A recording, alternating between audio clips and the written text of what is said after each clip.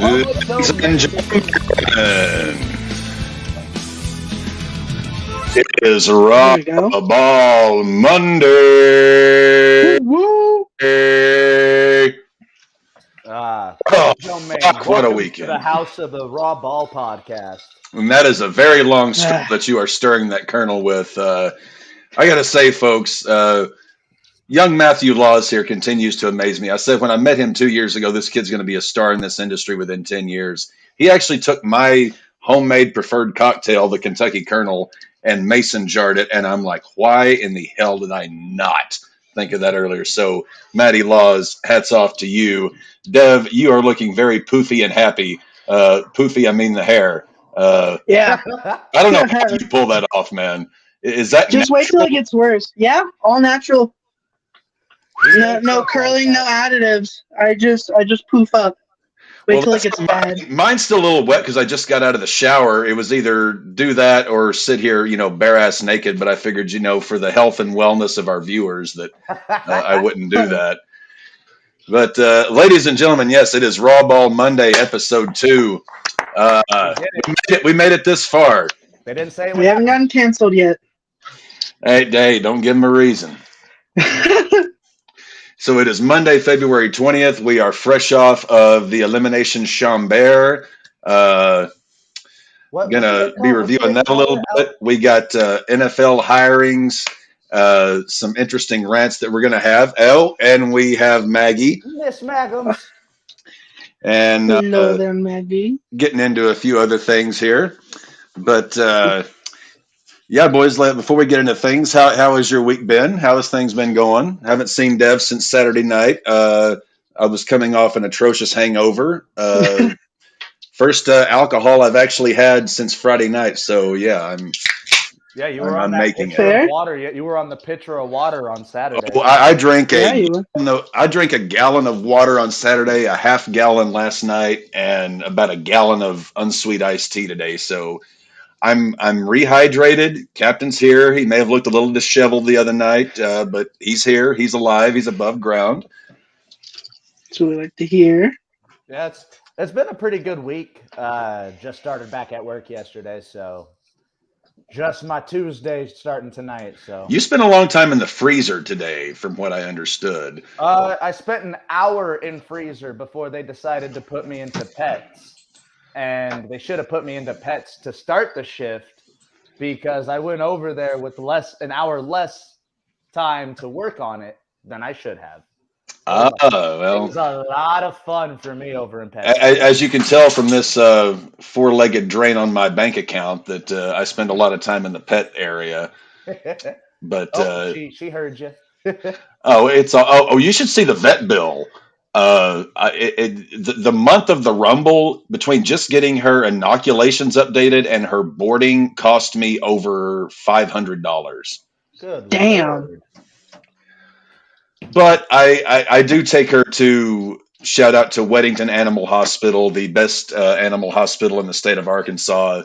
They may charge a decent penny, but folks, they do a phenomenal job. I have boarded her other places where they didn't do a good job. They take perfect care of her. She has to kind of be separated for anxiety purposes. Weddington Animal Hospital, shout out to you. Dev, you were mentioning customers a little bit earlier. Yeah. So I think I said it in our first stream because I had my shirt on. I'm a manager at this. It's kind of like a Panera Bread. It's called Modern Market. It's mostly in Colorado. There's some locations out in Texas, in like the Houston, Austin area. I hate customers, and I could go on rants and rants about customers from each job I've been in, and it just gets worse by the day. Yeah, I think Dave Thomas said the same thing at one point before he died of a heart attack. But I wouldn't doubt it. But anywho, brain aneurysms, bro. Hey, I have aneurysms every day. I just think they go undetected, except by anyone other than myself. But let's get into the first topic: Elimination Chamber, our first pay-per-view watch along. Yes, I've been thinking about this now for 2 days. So I've got a bitch about this that I'm going to go into. Do you guys want to start with the main event or start with the bottom of the card? Because my bitch is with the main event. We'll start with the bottom. Yeah, let's work our Okay, way up. so our girl Asuka is going to Mania to face Bianca Belair. Let's go. I'm going to let Maddie take the header on this one because I remember at Royal Rumble, whenever Asuka came out in the demon mask, I literally saw I saw a bulge in Maddie's jeans. The excitement I have for this match. Asuka should have went over Charlotte at Mania years ago. That will not be my gripe here because Bianca Belair has had such a long reign to solidify. And a good one, but a long one. Mm-hmm. But to solidify this new Kana character, the new Asuka character, to beat Bianca Belair, who's had the belt for over 300 days at this point, it would be such a big, I guess you could say, a change in the way that things are going in the women's division. Because with Asuka taking over, it's going to be another one of those dominant reigns, I believe. And it needs to go longer than Bianca's, I think. Because with the new character we're building for Asuka here, you cannot have her lose by any stupid reason like she did during her first title run. Losing Where Becky Lynch handed the belt to her. Oh, no, I was talking about the one, I believe it was 2017, 2018. Okay, I was thinking about the COVID where Becky handed the belt to her. It was James Ellsworth and Carmella, if you remember that, or I think you might have been lapsed at that point, Cap. I didn't really start checking back in full time until about 2020, just because of the nature. Because I had started my first podcast covering wrestling. We were doing historical stuff, but I was trying to ingratiate myself and get back into the rhythm. It's like, okay, this is the shits, but I need to be aware of what's going on. And it took me about a year to kind of get reacclimated to what was going on. But anyway, continue. But yeah, no. The match itself was a very good match. All 6 women put forth a good effort. And like we said on the live stream, whole lot of head. Whole lot of head. And like I said, Natalia looked like someone let all the air out of Nia Jax.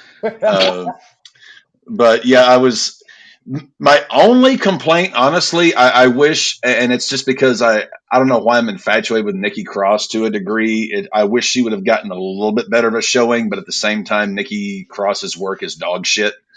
And it's more just, she looks like she could be that girl next door, and it's like, come on, honey, get a little bit better. But, aside from that, I don't really have any complaints about the women's chamber. The right girl went over, and Asuka. I remember saying this the night of the chamber. I don't know. I'm figuring Asuka and Bianca is going to go on night 1, whereas I'm figuring Rhea and Charlotte will be night 2. I honestly think Bianca and Asuka could be the show stealer night 1. I really do. You think they're going to main event or co?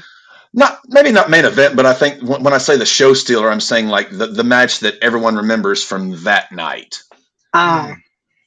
Like you remember, okay, you've had it's like WrestleMania 10, you had Brett wrestling 2 matches against Owen and Yoko, but it was Shawn and Razor that stole the show. SummerSlam 98, it was Austin Taker who stole the show, Triple H and Rock in the ladder match. I think that could sort of low key be the match that steals the show night 1, which is the night I'm guessing they're going to put it on, because we know Bianca can go, we know Asuka can go, and I really think that could be a potential show stealer for night 1, because that's the night I think they're going to put it on. What do you think the main event of night 1 will be? Oh, that's too early to tell, because we've only got 3 matches. We got Asuka, Bianca, we got Charlotte, Rhea, and Cody, Roman. Those are only 3 matches that are announced so far, right? It's way too early to tell. If I think I can go out on a limb on this one. If we're gonna have Roman and Cody main event night 2, I say we put Rhea and Charlotte night 1. I have zero problems with that. Because this then you're going to have both of the women's championships on the same night if you do it that way. And I would rather have one on one, one on the other. Yeah, I would like to do that. The only reason I would have Rhea and Charlotte main event night 1 is because of the story behind it. Agreed. That's my main reasoning behind it. That's the novice booker in me. I would put one on one and one on the other, but I have no problem with Rhea main eventing night. Zero issues with that. And for her to get her win back against Charlotte at WrestleMania in front of a full crowd, that would be Rhea's. They've already sold, I think, 57,000 tickets for both nights. So over 110,000 tickets sold. So wow, they're gonna fill that place each night. So Asuka goes to Mania. Quick little roundtable predictions. Who wins? Asuka, Bianca. Asuka. It has to be Asuka. With this new character, it has to. You can't build up a new character just to. Well, I've seen that happen before with WWE, which I hope they don't go in this route. But I'm hoping they're looking at it as we're gonna. Yeah. Hold on. You could have just banged on your. Well, I was saying you could have just banged on your crotch, because I know the sight of the two of us just, gives you wood. But either way, it's my home invasion weapon. It's a broken pizza paddle from my work. Is that your cutting board? No, it's a weapon. Oh, well, I was going to say, Booze Block's cutting boards. My brother got me one for Christmas 2 years ago, and it's the best hunk of wood I've ever had in my life. The best hunk of wood you've ever had. And even trust over me, your own? Trust me, I've been cooking since I was about 10 years old. I've had a lot of hunks of wood, and this thing is by far the best. So getting into our second match of the night, the disappointing Lashley Brock. The ending was disappointing. It was all I knew it was going to be quick. It was going to be. I knew it was going to be short and quick, but not a disqualification. Do they run it back for Mania, or do they do Gunther Brock? What do you guys think? I think they're going to run it back for Mania. They're going to run it back. So what? Unfortunately, if they do run it back, because Brock's going to be on Mania, Brock wants that payday. What do they do with Gunther at Mania? Well, Bray did call out the winner of Bobby or Brock, and no one really won that match. Maybe Bray could go after Gunther. Believe that. Which makes no sense. Triple threat? Maybe. But that would make no sense for the character for Bray. I mean, just to throw himself into... He won't win. Uncle Howdy could throw him into it. Maybe. I'm kind of the opinion I don't see Brock working with Bray for whatever reason. Because it's no secret I have very little love lost for Brock Lesnar at this point, because to me, him is just a big cash grab. His matches never deliver anymore. I like the SummerSlam match, but that is maybe the first one I've enjoyed since maybe, gosh, I'm having to yank my brain here. Did you enjoy Finn Balor versus him? That would have been Rumble, I believe, 2019. Oh, no, 2020. It was the year Drew won.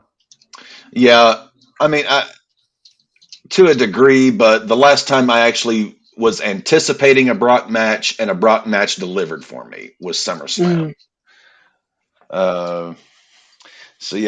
Lashley goes over Brock via DQ, and Brock just destroys everything in sight because Brock is Brock. That poor referee got an undeserved receipt for no damn reason. Well, see, here was the thing. His antics at Rumble, that wasn't planned. Yeah. Chamber was planned. But Brock didn't get punished for his Rumble antics, apparently, because he's Brock. I mean, he's one of their bigger draws. Bro, I don't care if you're Brock or something. If I'm the tech person, the amount of equipment that was fucked up by Two Brock, tables. Just hammering the damn... Oh, I was talking about a Rumble when Brock smashed the table with the steel steps. Yeah. The amount of technology Brock fucked up doing that. Unnecessary. Rocks hell on property.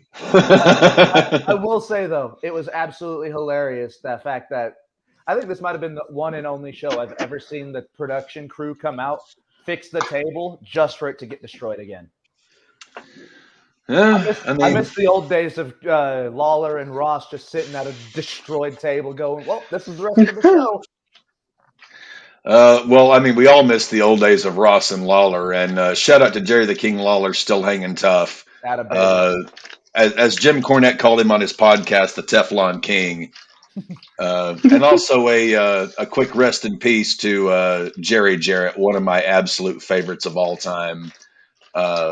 We'll get into him a little bit later at some point because we got to talk about Jerry Jarrett, one of the greatest booking minds in the history of the business. Yeah, rest in peace, Jerry. Edge and Beth Phoenix against the Judgment Day. This match surprised us in very different ways because the women carried the majority of the match. And Rhea Ripley, as Maddie pointed out during the watch-along, Rhea's selling, particularly the facials and the eyes. Is Rhea the best female seller in the business? 100%.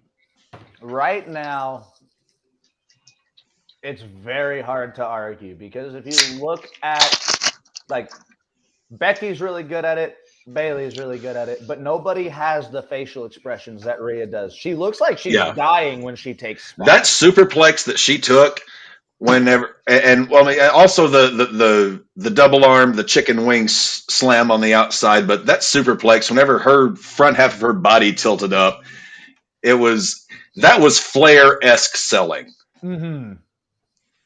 And I mean, every time, like I said on Wrestling Legion the other day with you, every time I think I can't love Rhea Ripley anymore, she does something that makes me love her even. It's like, honey, you can't upset me. It's like I keep loving you. Mm.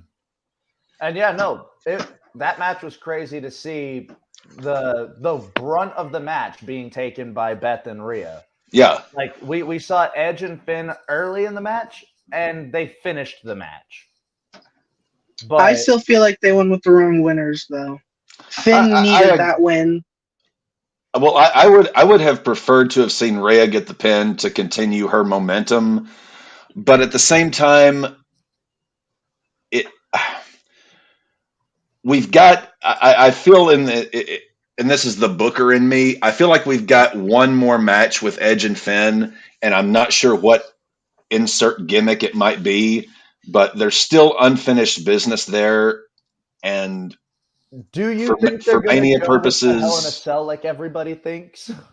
Well, we thought we were going to get that at Rumble, and we didn't. Mm-hmm. But a Hell in a Cell at Mania between Edge and Finn, I'm not going to complain. But I mean, I would have no complaints with that because I think there's still unfinished business between Edge. I think they need to close out Edge and Judgment Day because we know Edge is having his last match in August in Toronto. Like that's when he said he's going to put a kibosh on things. At least he said that will be his last match in home, meaning he plans on this probably being his last year. We need to put a kibosh on Judgment Day and think, okay, Mania to August. So Mania. What are we going to have Edge do? And I would rather put him in 2 or 3 dream matches that we haven't seen versus continuance of because we've gotten enough Judgment Day, but there's still one more in the tank. But we need to think, okay, who are the last 2 or 3 guys that we need to see Edge go one-on-one with before he calls it a career? So I've got one. I say after Finn at Mania, if you want to do one more match with the Judgment Day, do a one-on-one match with Priest at Backlash. But maybe. But well, I've got a theory on that, but go ahead. At least I personally want one more John Cena versus Edge match. Have that be the SummerSlam, like not celebrity match, but like Edge's hurrah. His farewell. Yeah. And okay, I could see against that. His greatest rival, in my opinion. Either Cena or Orton, but Orton's health right now is shaky. I would like to see Edge and AJ maybe have a good go. I would love to see it. That was the one I was thinking was AJ. Well, we got when that I thought last of year's Mania, but it wasn't what we wanted it to be. It wasn't, but because the way the Judgment Day angle went kind of wonky where they kicked Edge out. I mean, I get why they did it, but I would still love to see AJ and Edge have another go. I wouldn't be disappointed with Edge and Cena. Obviously, would love to have Edge and Orton run it back because, my God, my previous podcast I was on in 2020 through 2021, we voted Edge and Orton's greatest match of all time as our match of the year. And I absolutely even though it was an empty arena, that match, they went 45 minutes. It was absolutely spectacular. So I wouldn't have a problem with Edge and Orton again, but Orton's health, we don't know right now. I know this is a shot in the dark because he's currently signed with AEW, but I would love to see one more Edge versus Christian. I would love to see that just for the nostalgia factor. They came in together. They trained together. They were brothers. I would love, just how I would love to see Jeff and Matt Hardy's last match be against each other. When is Christian's contract up with AEW? Because I know he's been there, but he got hurt, and I know he him signed, and Jungle Boy and Luchasaurus a 3 or 4 year contract. Oh shit! Yeah, that's fucked. When he debuted with them, because he was working with them as a freelance agent, and then he signed with them when he teamed up with Jungle Boy and Luchasaurus. I believe he's got maybe a year and a half, 2 more years with his contract if he didn't already do a secret re-sign. Okay, no, because so we could potentially WrestleMania 40 run it back to Edge and Christian as the retirement match in a year and a half. But that's just, I'm looking at the timeline as a potential there. But yeah. I want to bring this up because Devin did just bring it up. Edge and Christian, throughout their entirety in the WWE, WWF, have been referred to as brothers, cousins, best friends, and I think at one point just roommates. Well, it's like the Paul Bearer, Undertaker, Kane lineage. They were brothers, half brothers, step brothers. Adoptive sibling. I don't remember the step brothers. I remember them being full blood and half brothers, but I don't remember. Kane was adopted. There was that one, and why he burned them. Katie Vick. Oh God. Yeah. In the WWE, family lineages tend to get a bit diluted, to say the least. Or oddly sexual. Yeah, Katie Vick was oddly sexual. Triple H humping a corpse in a casket was one of the interesting moments of my childhood. The McMahons as a whole, bro. If Eric Bischoff, Stephanie, and Shane all have to go no to an idea Vince put out there, something fucking went wrong. Stephanie was pregnant, and Vince was like, wanted to be the father, yes. Let's make me the dad. Both Stephanie, Shane, or all 3 of them, Stephanie, Shane, and Bischoff were like, fuck no. And then Vince was like, fine, if it's not me, we'll make it be Shane. And Shane was like, fuck no. Fuck no. That's my sister, you sick fuck. As a man who's grown up in the South, I catch incestual jokes all the time as far as inbreeding, but if you took out the pregnancies, the McMahons, as far as wrestling storylines, incestually give the Habsburgs a run for their money. Because at some point, it's Jesus Christ. It's got to stop. Yeah, well, it's only going to stop when VKM takes a dirt nap, and at this point, it's like, no, when the hell's that going to happen, pal? Never, pal. Gotta be stupendous. I don't die. Vince is only live. This is going to be a little morbid, but Vince's passing is going to be like the most extravagant ball of fire, like plane crash explosion. It has to be.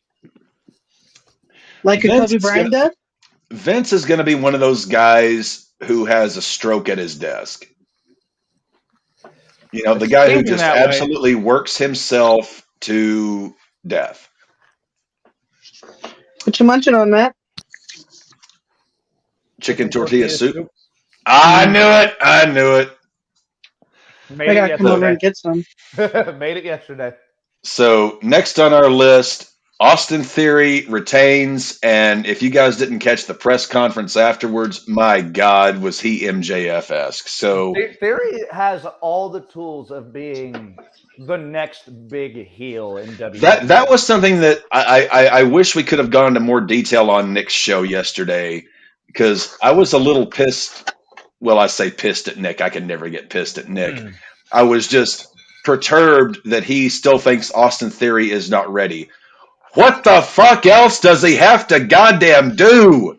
In my opinion, he's got the... And I hate to agree with Vince on this, but Austin Theory is the fucking guy. Yeah, in my opinion, he has the look.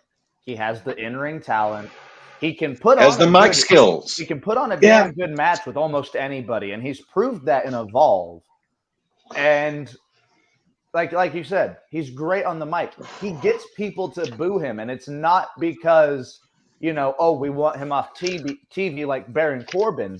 Like go home heat. Yeah, it's because people genuinely are like, this guy's good at making me hate him. If I can find a flaw in Theory's game, it's okay. Between the ropes, there's still a little bit of work to be done. He's getting close. There's still some work to be done, but but everything else is there. Like between the ropes, there's still a little bit to be done. But my God, what the fuck else do you need? Me and Devin have followed his career since he was like 19, 20 years old. Like, it's ridiculous. I think I first saw him when he was 19. Yeah, the amount of talent he's had since he was a fucking teenager. First time I saw Austin Theory, Elimination Chamber last year. And in a year, he has turned this old bastard from a doubter to a complete believer. He's got one of those movesets that's exciting if they were to choose to make him a face. Like, if you watched his work in NXT, there was a time that he did a jumping leg, I think, was it the Arabian press that Sabu used to do? Yep. Yeah. It's like an Arabian press Spanish fly. He jumps, bounces his legs off the ropes, grabs a hold of his opponent, and hits a Spanish fly off of it. Here's my set that works for whether he's heel exactly. You're completely correct. And the thing I didn't even realize while watching the chamber match until I saw the press conference, and one of the reporters asked him about his strategy during the match, and he said, "I laid low, I picked my spots," and I thought, "Holy shit, he pulled a fucking Ric Flair." Mm-hmm. Because, I'm ashamed being the biggest Ric Flair fan on the planet that I did not think about that at the time. He played that men's elimination chamber exactly the way a 30-year-old Ric Flair would have done had that match been a thing in Jim Crockett Promotions in the early to mid 80s. I didn't think about it at the time, but when I go back and I watched it again, he did what Flair would have done. I fucking love me some Austin Theory, and I dare you to keep me out. I don't think. Rest in peace, Frank Costanza. I don't think I actually saw him in the ring very often with Bronson Reed either, which is smart. Like I said, very smart. Bronson Reed is 400 pounds of immovable object. Theory works smart, and he works a smart chicken heel way, and I love it. God damn it, I love it so much. That dude is a cocky bastard, but he knows how to back it up. I say in the next 3 years we'll see him hold the world title. I think sooner. If Cody's going to dethrone Roman, I could see Theory going after Cody. He's not the one to dethrone Cody. I'm sorry. Well, if he gets that match with Cena at Mania, everything could change at the end. I want to see MJF and Austin Theory together at some point before my heart gives out. so that I can see a program between those two. I know company? Whatever. Which company? Any company? In WWE. MJF's going to go to WWE. He's going to reign over AEW. Then he's going to go where the money is. I want to see an MJF Austin Theory program because I know one's going to have to play babyface, one's going to have to play heel. Hopefully MJF gets to play heel. I'm not sure exactly how they play that, but God, I want to see those two in the same promotion. If you haven't seen Theory's work in NXT with The Way, I haven't because we missed out on NXT Takeover the Table. Have we though? Because me and Nick have been talking about that. We do want to do that still. Oh boy, we're not out of the woods yet, Cap. It's not Nick, like we're torturing you. It's not that I'm not into BDSM, but the fact that my two best friends in the pro wrestling business want to put me through it. Hey, I will work with you and Nick on anything at any time. You tell me where to be, I'll be there. I was just actually thinking earlier today, what can I do to kind of resurrect the table, because obviously those episodes no longer exist. They have fluttered into the wilderness, so I got to think of something else to do. But we could easily come up with a better name. The Captain's Court, Captain's Quarters. Something, anything, I've got ideas. I'm never devoid of ideas. I wouldn't want to run back and go through the same thing we did the first 7 or 8 episodes, but I had plans for. I had basically the first 4 seasons mapped out, but soup for another Sunday. But yeah, Theory retains. The question I'm going to put to you guys is, Before we continue. Montez Ford had the performance of the night. Yes, let us touch on. Thank you, Maddie, for mentioning that. As I said on Nick's show yesterday on Wrestling Legion, that was Montez Ford's coming out party. That was the thing that impressed me the most. I've been watching pro wrestling since I was 8 years old, since 1995. I have watched pro wrestling tapes since the 50s and 60s. And that was a coming out party for that young man. I saw every single thing that I needed to see to say, okay, time to break up the Street Profits. I love the Profits, but time to break them up.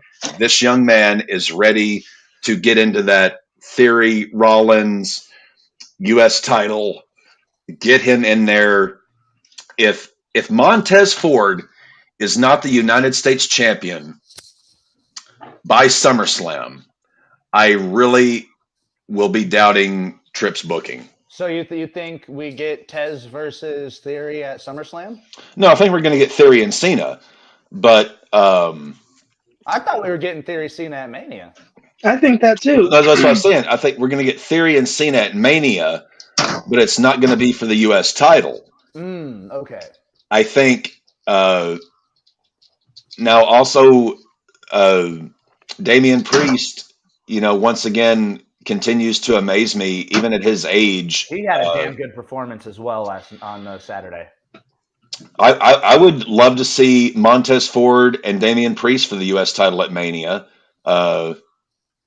Would have no complaints about that, but I could very well see it being Theory versus Cena for the U.S. title, the title that Cena last held. That all the humbagash that goes there. But honestly, at this point, Montez Ford needs to be the U.S. champion by SummerSlam, if not sooner, but at least by SummerSlam. Yeah, I was about to say, if you are going to capitalize on the momentum that he has right now, because look at what he was doing during the match. He did a rock bottom. He did the rock spine buster. He was going for the people's elbow. He sold the injury to the point that people thought he was legit hurt. Genuinely thought he got concussed from that curb stomp to the outside of the ring. No, he was just that damn good. He sold beautifully. Also, fuck you, Logan Paul. Why are I was just about to go on that. Speaking of with that, I wholeheartedly was going into the Elimination Chamber thinking Seth Rollins was going to win, and it was going to be Theory and Rollins at Mania. Well, thank you, Logan Paul. You fucked up one of my predictions and fucked me for the rest of the night, okay? I like you in the ring, you son of a bitch. Don't get me wrong. But fuck you. I hope Seth Rollins beats your ass at Mania. For his, third Mania match this will be? He's already seen the stage light. No, he showed up, got stunned. He got stunned by KO. He had the match with Ray and Dominic. Last year was him and Miz versus Ray and Sub, and then this year he had the appearance at Mania the year before. Yeah, but but matches. But he was still at Mania. This will be his third appearance for Mania. I guess second match. Word it as it was his third appearance. I think Logan Paul and Seth Rollins would tear the house down because we've seen him with Miz in a tag team. We've seen him against Rey Mysterio and Dominic Mysterio, and he gave Dom a good performance. Yeah, it was Logan and McAfee at SummerSlam, wasn't it? No, it was Logan and Corbin. No, McAfee and Corbin. It was Logan and Miz. They had a one-on-one match. Yep. Logan and Miz at SummerSlam, and that's where that perfume. And then Logan and Roman. And then Logan and Roman at Crown Jewel. I think Logan and Rollins would tear the house down. I really do. And I'm with Nick on this. I absolutely despise. This is fanboy talking. I despise Logan Paul. He is the most hateable prick on the planet. But he's so damn good, so damn quick. And to put him in a match against Seth Rollins, who is, I think, in this group, we pretty much agree, the greatest worker in the business right now. Oh, yeah. I think he and Rollins would tear the house down. And the last show. No, go ahead, Devin. I was going to say, the last time I saw someone connect this well with the crowd and wrestling itself as like a celebrity was Bad Bunny. Someone who I doubted for the longest time. And then all he has done has made me drop my jaw with his performance. He is so good. And to see Logan coming into this, I'm with Cap. I fucking hate him. He has a mid-drink in prime, but his ability to snatch on whatever. A mid-drink or a sus drink? Mid. Both of them. But with his ability, and I've seen some of his boxing, with his ability, with his high school wrestling, he went to boxing really quickly. He's like mooching off of wrestling, and he is going with it. I just hate that he's in it for himself and not the business aspect. He's only there for the money. I think it. You can't. Okay, where I could say McAfee is a very 60-40 in it for the business for himself. But he was an original fan. Logan really hasn't mentioned how much he was. Pat McAfee through his entire career, even in the NFL, was a huge fan. Zero arguments there. But the way Logan Paul has taken to it, and he has taken it seriously, he hasn't been fucking around. I think where it's 60-40 McAfee, maybe 70-30 McAfee, Paul is not less than 50 or 40 because you cannot look as good as he has in his 3 matches and not be taking this as serious as he should. I'm with Cap on that part as well. Like yeah, Devin. Logan Paul is more than likely in this mostly for himself. But at the same point, you cannot be willing to put your body through this type of shit. Live, no nets. Oh my God, like Chris Jericho said, we are our own stuntmen. We're going out there, no nets. We're doing this live. You can't be willing to do that without, having a little bit of respect for the game. I understand that, and I can agree with that. Well, I would say even more than just respect. I mean, you just finish off the trifecta. Fuck Logan Paul. Well, fuck him as a fan. I love him as a heel. He's a damn good heel. Yeah, he's hateable. He is absolutely hateable. But he's good with that buckshot lariat. Fuck. He is. I'll say Hangman still does it better, but it's just because Logan is still a little stiff with it. He's a little stiff, but I think he executes it better than Hangman, and I love Hangman Page. He's the only member of the Elite that I like. What I have to say about that is Hangman is more fluid. Like with the flip land, and he kind of falls through with it. To whereas when Logan lands, he kind of lands and then jumps forward with the close. Matt was about to take out his entire setup with that. Getting too into the bit. Shush. Shush, please. Otis, possibly new member of. So to round out the first hour of the show, Roman and Sammy. Now, as we mentioned on the show yesterday, the booker in me, the accredited amateur booker in me, who should have won Buddy Awards 1, has. I've thought about this for 2 days now, and I finally put together my finish of it. But I'm going to save my rant on this to the end. I want to get you two guys first. I would have not had Roman not leave with the belts, but I would have done the finish a lot differently. But I want to get Dev and Maddie's thoughts on this, because this was, apart from my not enjoying the finish, this was still a tremendous match. And Roman worked maybe the best heel work he's ever done in his life. My nitpicks are, I'm picking that shit out of Pepper here, apart from the finish. But let's go to Dev first here. Sammy and Roman, what was your takeaway here?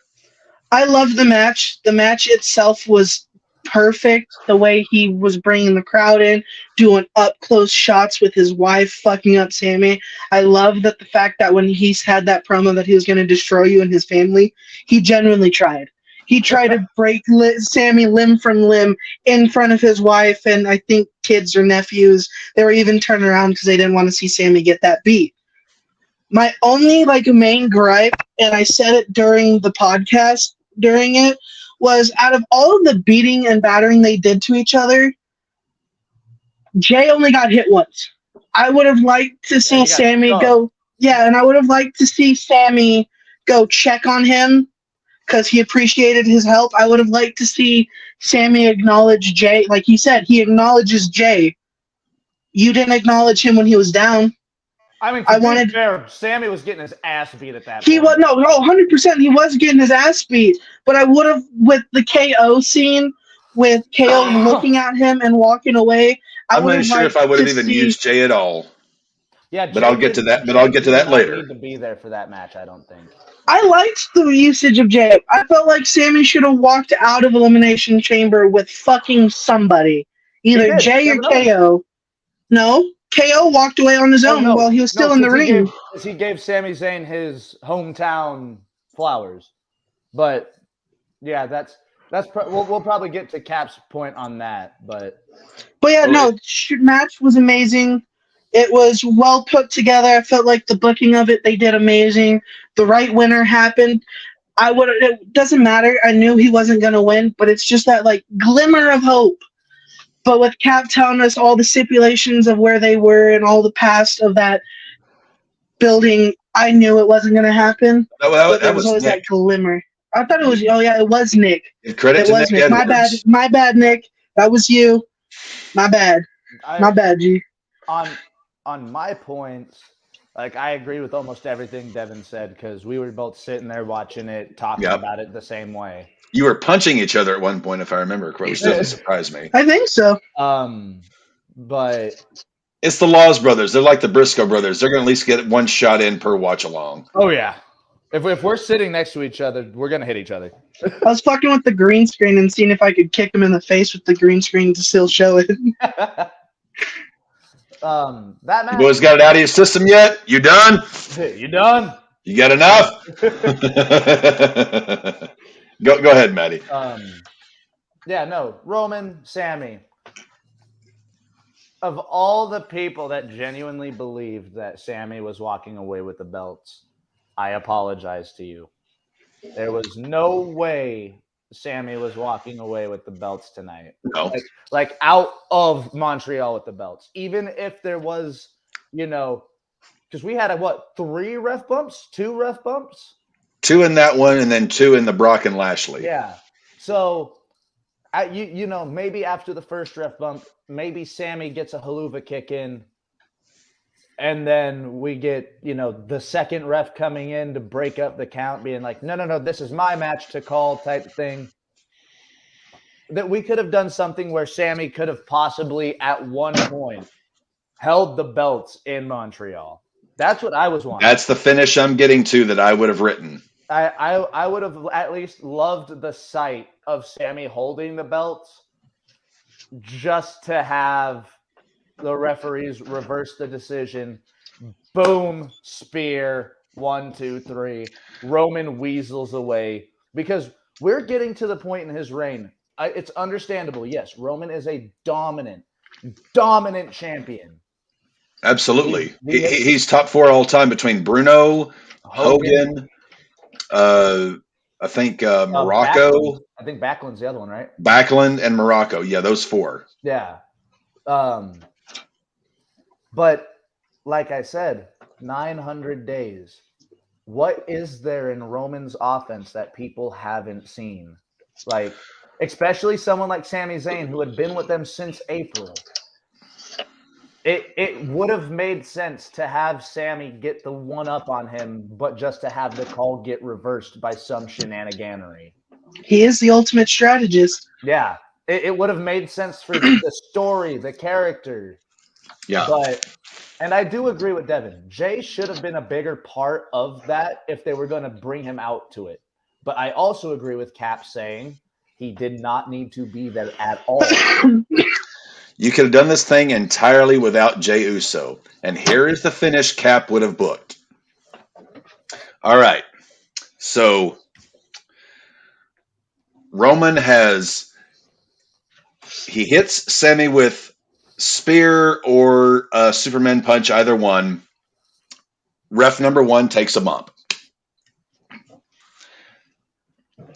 Roman goes to cover Sammy. There's no referee. He looks to Heyman. Heyman goes under the ring, hands him the chair. Roman has the chair. He goes to hit Sammy with it. Sammy ducks the chair shot, takes the chair from Roman, whap, right across the head. He turns around to hit Heyman. Heyman does the duck under the ropes and the rollout. Sammy takes Roman, puts Roman in the corner. Hell of a kick. Referee runs down. Sammy gets the cover. 1, 2, 3. The place fucking erupts. Banana. The ref hands Sammy both the belts. The place is going, as Gorilla Monsoon would say, this place is going bananas. Sammy's got both belts. He's defeated Roman. Well, the other referee, Heyman, has kind of woken him up. He's woken him up. He's telling them this. What happened? They're having, him and the other referees saying, no, this didn't. Powwow. Having the referee powwow, this didn't happen. The other referee raises Roman's hand as a disqualification, he's disqualifying Sammy for the chair shot. I'm doing a dusty finish here. Triple H comes down. Okay. He's having the conference with the referees, with the ring announcer, with the timekeeper. Sammy's got the belts. Roman and Heyman are over in one corner. Sammy's over in another. They're having the powwow. Then the ring announcer says, this match, after conference with the referees, has been ordered to continue. So you get referee number 1. He's conscious. He's back in. He takes the belts away from Sammy, hands them to the timekeeper. He and Roman have an exchange. Superman punch, spear, Superman, whatever order you want to put it in. Roman gets the win, 1, 2, 3, with the original number 1 referee. That is how I would have booked it, so that we get that moment of Sammy with the belts. It's a dusty finish. It's a shady finish, but we get that pop. And here is why. Give me 30 more seconds. Let me finish this. The way they finished it lowered Sammy a tad. Not a great deal, but it lowered Sammy a tad. With that finish, he gets the 1, 2, 3 clean pin on Roman with the referee not seeing it. He gets the win after the chair shot and the hell of a kick. So we've got Sammy is the uncrowned kind of champion. He may have used the chair, whatever, but he got Roman 1, 2, 3. Yes, the finish didn't quite work out right, but I think that makes Sammy a little bit. It doesn't devalue it. At least keeps him even or raises him a little bit. That's how I would have booked the finish. I would have put the belts on Sammy for about 60 to 120 seconds. Or 5 minutes, as WWE likes to stretch things. Sammy is your undisputed world champion. He's got the belts, but then we have the what have you. That's how I would have booked it. I like that. I actually really like that. I have 2 questions on that. One question and a statement. The statement, with them doing that with Sammy, that could give him leeway of saying, let me get you night 1. If I beat you night 1, I face Cody. And or if a triple you win, threat. Or triple threat, that too. But I wouldn't want to do triple threat because that would take away from the moment that you loved so dearly of a Rhodes going to headline a WrestleMania in a one-on-one match. I wouldn't want to see it. He would still headline and he would still. But I wouldn't want to see it in a triple threat. I want to see that in a one-on-one interaction. Maybe have Sammy go Roman night 1. Roman beat Sammy. Sammy is just distraught, and then Roman ends up losing because he could use an excuse that he was tired night 1 or something like that, and night 2 could be a way of another reason why he lost. And my question is, would you have used, you said you didn't want to use Jay, would you have used Jimmy to come out in midway through the match to kick no Usos whatsoever. Here's what I would have done. After they are signaling, okay, we're going to do a restart, Kevin Owens' music hits. Down comes KO. So now Roman has Paul Heyman in his corner. Sammy has KO in his corner. And then they have another exchange for a few minutes until the end. But I would have kept the Usos out of it because that sets up that KO is still Sammy's blood brother. Because if you watch the end of that, KO has that look in his eye of like, yeah, I came down to save your ass, but you still kind of bumfucked me at Rumble. So I would have set it up. If I'm going to go the tag team title angle with the Usos, I would have brought KO down in Sammy's corner to at least solidify that KO has got Sammy's back. I like that. Cap's going to grab some more ale. Still got the headphones on. You guys finish it up. Yeah, no. But overall thoughts on the pay-per-view, I think I rated it 7 stars. I think I did as well. I think you and me had a equal consensus on that one. Ooh, which cat was that? It was Storm fucking biting Cloud in the neck and Cloud not doing anything. But she's going after my toes. I will say, you guys saw the first one. That was Cloud. Hello, Miss Storm. This is little Miss Storm. Little shit. Hey, Geefel Nelson. I will say that the next thing that we will move on to is all of the next coachings in the NFL. Yes, the NFL insanity that we've seen over the last few days. So we'll start off with all the other coaches. I got it just pulled up right now. So all right, let me see if I can't get a hold of the firings real quick. So Greg, we're going to start off with the Arizona Cardinals. Cliff Kingsbury and the general manager Steve Keim are both gone out of Arizona. Not surprising. The defensive coordinator for the Atlanta Falcons has retired after 2 seasons. Devin, your offensive coordinator in Baltimore, Greg Roman, has parted ways with the team after 4 seasons. Not really been impressive. No, but he did good for us. He got us a wild card in the playoffs and helped our offense for a little bit. I do have to thank him. In the NFL those days, if you get a wild card, it means you have half a pulse and can write your name. I'll take that, okay? I'll take that Wildcat spot, you motherfucker. It's better than not being there, damn it. Carolina. Well, the Raiders. Carolina has fired both their head coach and defensive coordinators. The Cleveland Browns fired the defensive coordinator, Joe Woods.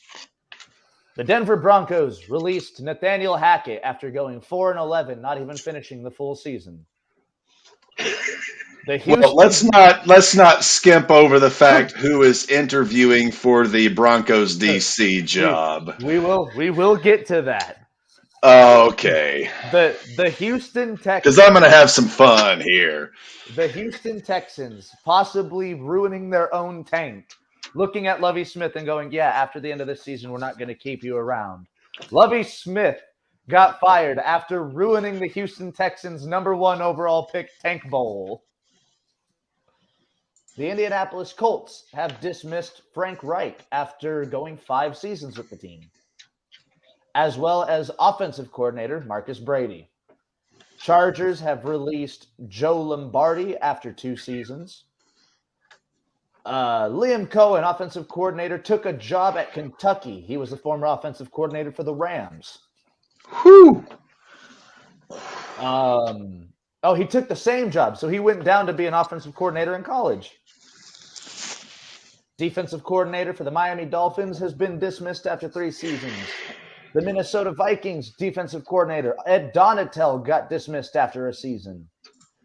The Jets dismissed Mike LaFleur, Matt LaFleur's, I think, older brother? Yeah, sounds right. Byron Leftwich and Clyde Christensen both got released by the Buccaneers. Tennessee Titans. Oh, no, that's a shame. Byron, I love Byron. I like Byron too, but imagine being Tom Brady and having Byron Leftwich coming up to you and saying, I think we should do this here.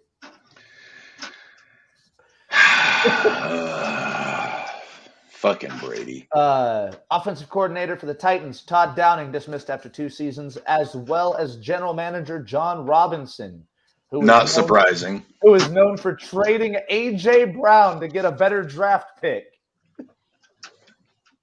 You saw how that went. That worked out well. Yeah. And the offensive coordinator for the Washington Commanders had been dismissed after 3 seasons. Now, let's go look into what these teams have hired. The Arizona Cardinals got a full platoon switch. The new head coach is Jonathan Gannon, former defensive coordinator for the Philadelphia Eagles last season. So, by the way, Philly lost both their offensive and defensive coordinator this offseason. Oh, wow. That's actually not all that uncommon after a Super Bowl appearance. After a Super Bowl appearance, it's not that uncommon. The Eagles linebacker coach came with Jonathan Gannon and is now their new defensive coordinator in Arizona. Hey, Sky. Cap said hi, babe. General manager hiring. Looking forward to see you in June. Both of you. He said he's looking forward to seeing you in June, babe. He said, aw. Monty Osenfort is the new general manager for the Cardinals. He was the former director for player personnel in Tennessee. Well, that's going to speak volumes. And then Drew Petzing.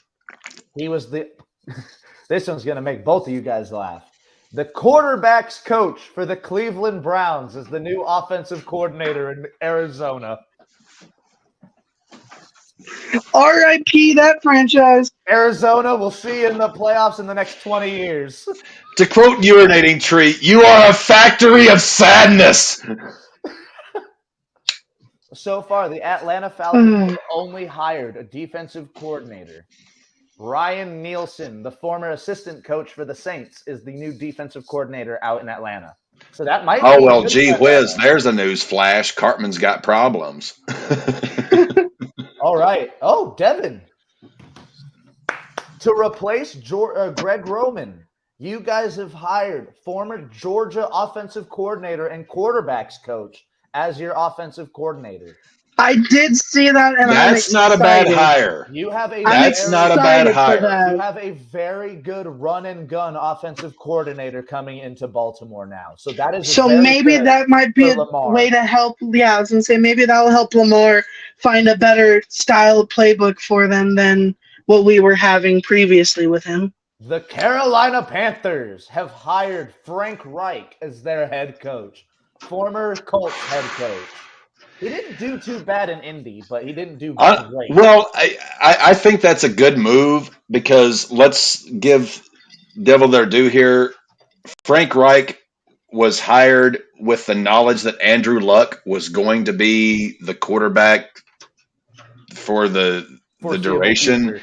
And then Luck did what Luck did. I'm not shitting on Andrew Luck. No. I love Andrew Luck. But I think that is actually a pretty phenomenal hire, and I would probably, just by Frank Reich being hired as their coach, whatever their win total was before, I would increase it by 2 or 3. Well, I think Reich's a hell of a head coach. You might want to increase that maybe by another 1 or 2 because they also hired the Broncos defensive coordinator, Ejiro Evero. Denver had one of the best defenses last year in terms of point prevention. We just couldn't score points. Okay, well, we'll get to one of 2 rants here, because I know you've got one you're saving for after this. The Broncos' new head coach, Sean Payton. Atta baby, Sean! One of the head coaches who I have the most disdain for in the NFL, and I was so happy to see that Denver hired him because that's just going to make my Raiders that much better because I think Sean Payton basically without Drew Brees sucks fucking balls. It wasn't his fault for Bountygate, damn it. Sean Payton this week, as he's looking for his new DC, decided to tap the one and only Rex Ryan in an interview to be the new DC for the Denver Broncos. Which, by the way, ladies and gentlemen, that interview has been completed. The fact that Sean Payton even remotely is considering Rex Ryan as his DC tells me everything that I need to know right now. Sean Payton is here for the dinero and not the WROs. Rex Ryan draws eyeballs. He draws media attention. Sean Payton is with Denver. We don't need more eyes. Russ has brought enough, goddammit. Rex Ryan is the biggest foolish blowhard coach I have seen in the last maybe 20 years. He completely dismisses analytics. He completely dismisses everything except well, Rexy, world's changed, and if you're going to bring that bullshit to Denver, you are only going to ruin that team. And I hope that happens because my Raiders, as pathetic as shit as we are, and Derek Carr, I will always have your jersey in my closet. You ready? Keep on running, brother. While the Raiders are about to go into another 20-year slump because apparently the apple don't fall far from the tree. Mark Davis is not much better than Al. At least it gives me hope that maybe we'll split the series with the Broncos just by proxy that Rex Ryan is possibly could have be an NFL DC again. The Rex Rocket going. You guys are so fucked if you hire him. What was his name, Devin? Lil Peppa from the Madden commercials? Well, yeah, Lil Peppa. To finish off Carolina, though, they have hired a new offensive coordinator in the former assistant head coach for the Rams, Thomas Brown. What year was Thomas Brown in? Not a bad hire. Last 2 years. This one's going to make you laugh, Cap. The Cleveland Browns have hired for their new defensive coordinator, Jim Schwartz, the former Titans senior defensive assistant. Oh, So I think yucky. I think the total age of the Cleveland Browns coaching staff is like 152 years old. Well, you can. I'm a true believer in statistics, analytics, sabermetrics, and these old fucks can wish in one hand and shit in the other and see which fills first. But we live in a new age in the 21st century, and if you are not paying attention to numbers and you're just trying this old school ball bullshit, you are going to get eaten alive. I feel bad for my friend Josh Mansfield, if he tunes into this. You are a Cleveland Browns fan. I apologize that what they did to your franchise with Deshaun Watson. And I feel now bad you for guys have him being a two fan of the Chicago Browns. Or Which reminds Jesus me, I Christ, have the an Cleveland appointment for Browns. which reminds me, I have an appointment for a massage just after this. Sorry, Deshaun, you brought it on yourself. The Dallas Cowboys have promoted Brian Schottenheimer, the son of Marty Schottenheimer, to their offensive coordinator. But Schottenheimer wasn't which is a good move, but at the same point, fat ass McCarthy's still going to be calling the plays, so it's not going to matter. And of course, Denver Broncos, former Fox NFL analyst and Saints head coach Sean Payton hired as a head coach. Now, I genuinely want your guys' opinion on this because this is big. So the Houston Texans have hired a new defensive coordinator in Matt Burke. He was the former D-line coach for the Cardinals. Bobby Slowick has been reportedly hired as their offensive coordinator. He was the former Niners pass coordinator. And their new head coach is DeMeco Ryans. Cap, I'm going to go to you first. How do you feel about DeMeco Ryans being an NFL head coach?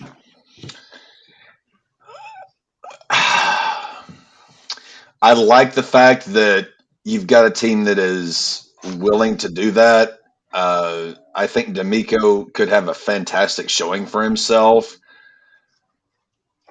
But at the same time, and as we're going to be getting to your rant that you have been saving for several days here, I hate to use a South Park reference, but I think certain hires of these are more token rather than, and I'm not, DeMeco, if you're watching, I ain't trying to shit on you, brother, but I think certain hires of these are window dressing as opposed to legitimate, hey, we believe in this guy, we want this guy.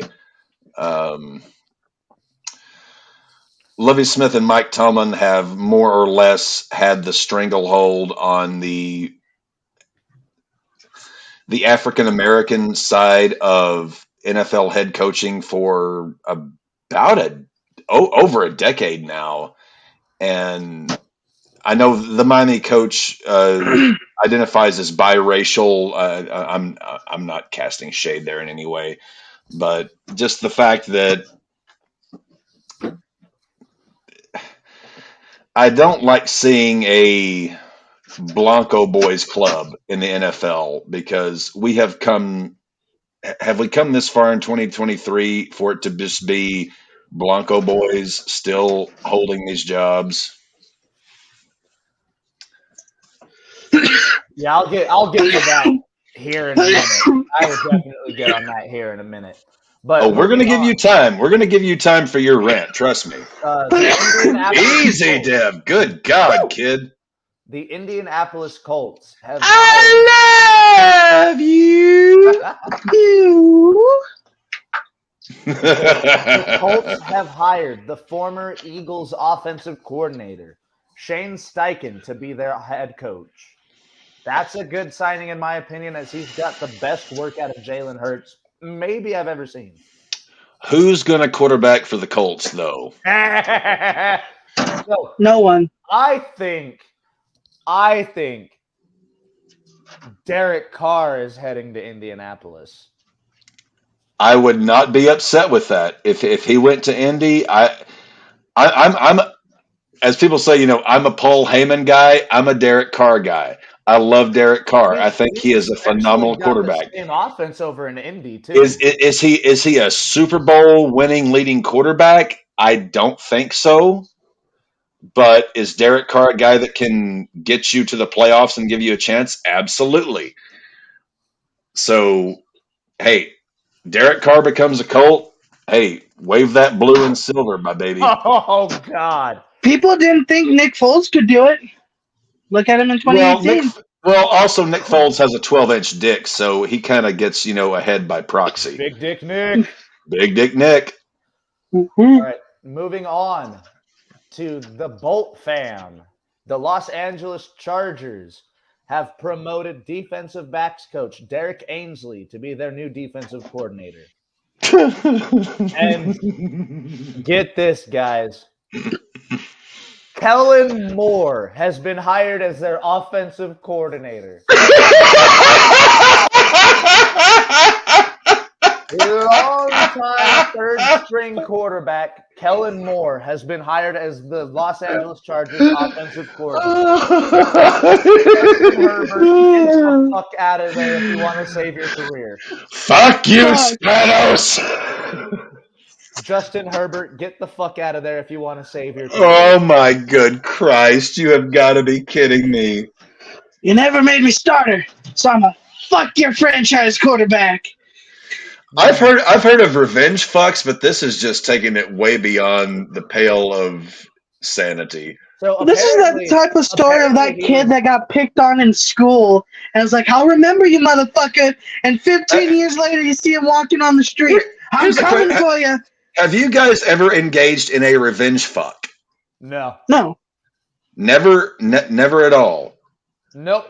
I've probably been revenge, like for someone else, but I've never. Once in my life, I have engaged in a revenge fuck, and it was sweet. But I was just curious because that's what this seems like. But yeah, it's pretty rare to get to be able to engage in the revenge fuck and actually pull it off. But this may be a whole new level. Woo! So if you guys didn't know, Kellen Moore was the offensive coordinator for the Cowboys last year. I know. I am very well aware. I think I'm glad he was because he sucked at it. Oh, so bad. The Rams have hired Mike LaFleur as their offensive coordinator. That's not a bad one. He was the Jets' offensive coordinator. He just didn't have a quarterback to really use. Also, going back to the Shane Steichen hire for the Colts, I believe Shane Steichen was their play caller on offense because Nick Sirianni put down the play calling duties. Guys, I've got some breaking news here. Oh. Okay, so this just broke on ESPN. And I know we're about to get to MLB after we get through the NFL. But apparently, with the sale going on with the Los Angeles Angels and all the turmoil going on with that, the current contract of one Shohei Ohtani, I'm sure you've heard of him. Oh, yeah. Who hasn't? It looks as if Shohei Ohtani presently has the right to explore free agency because with the sale of the team and everything going on, now his agent is saying there are layers to this, but that Ohtani has the right to explore free agency. This is just kind of breaking on ESPN as I'm watching this. Mike Trout's doing a presser, but yeah. Apparently, Ohtani may not exactly be sewn up for the Los Angeles Angels. I'm still reading this, but well, hey, he got a bag out in Los Angeles. Just imagine the bag that teams are going to be willing to throw at him now, knowing that he holds. He's in the final year of his contract. So this is the final year of his contract. So he has the right to explore free agency. So Ohtani and Trout represent the core of the Los Angeles Angels at this point. Mm. So apparently Ohtani is Not exactly interested in staying there. And also, former All-Star Jason Kipnis has announced his retirement. Jason Kipnis was still fucking playing? Good Lord. I remember him playing when I was like 8. So, all right. So, I've got a damn good Red Sox story when this is done. Holy Lord. shit, this is breaking too. Oh, fuck. no. Continue, Matthew. I will save this. Yeah, let's just speed through the rest of the hirings real quick. Vic Fangio, the new defensive coordinator for the Miami Dolphins. He's a good D coordinator, horrible head coach. Agreed.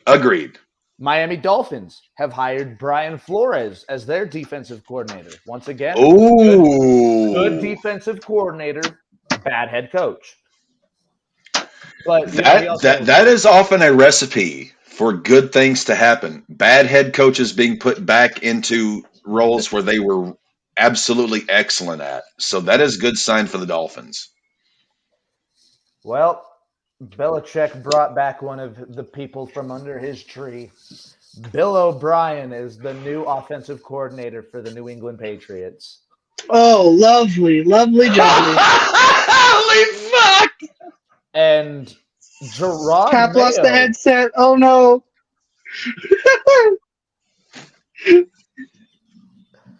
God damn, Bill O'Brien! Are you fucking with me? Nope. Bill O'Brien has been hired as the New England Patriots offensive coordinator and being promoted to assistant head coach and de facto defensive coordinator, former middle linebacker for the Patriots, Gerard Mayo. God damn, no, please. Matt, you need to club this one too with that laugh. God fucking Bill, are you getting senile? I think Gerard Mayo played, 5 seasons ago? Like, he was in the league not even 5 seasons ago, right? Are you fucking with me? So you promote him to assistant head coach, and it literally says here on FoxSports.com, de facto defensive coordinator. They didn't have a D coordinator, so fuck it. You're getting the job, Gerard. With that, I'm going to get a drink. Go ahead, Devin. I've got this one and one more lined up, but sweet Jesus, Jesus Christ. Cap, since Devin's going to get his drink, get your thoughts. I'm still here. On Bill Belichick bringing O'Brien and Mayo. I hate to doubt Bill because I do, as a football fan, have a great deal of respect for Bill Belichick.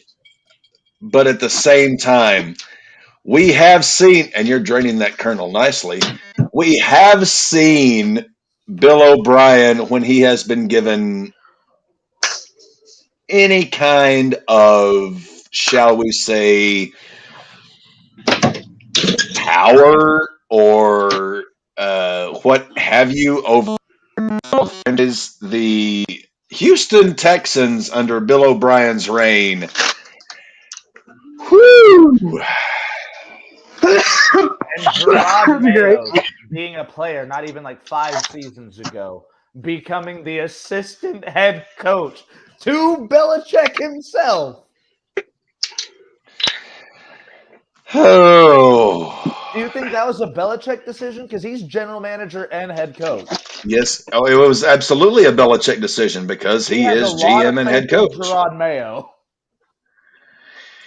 I mean, as a Catholic, I completely understand placing faith in things that you have absolutely no reason to place faith in. But we have evidence. You know, we don't have much evidence of God or Jesus Christ or the Virgin Mary. We have evidence on Bill O'Brien. Mm-hmm. And he that evidence... So we're gonna move on. Joe Woods, former D coordinator for the Browns, is now the D coordinator for the Saints. Okay. Now the Browns always had a decent defense. It wasn't always the worst, but it wasn't the best. They were only really had fucking Myles Garrett. Yeah, Myles Garrett. The Jets. Oh, the Jets. And the lovable Jets. Air quotes, the front runners to get Aaron Rodgers this offseason have hired Nathaniel Hackett as their offensive coordinator. And former O-line coach for the Titans, Keith Carter, to be their O-line coach and run game coordinator. Now, the 49ers have hired Steve Wilks to be expected to be their new defensive coordinator. Steve Wilks, good name. I don't necessarily hate that hire. Yeah, he was the interim head coach for the Panthers this season after they fired Matt Rule after, I think, half the season. Yeah, Rule was over his head, and, Wilks was doing what he could with what he could, but I'm not going to judge him on that.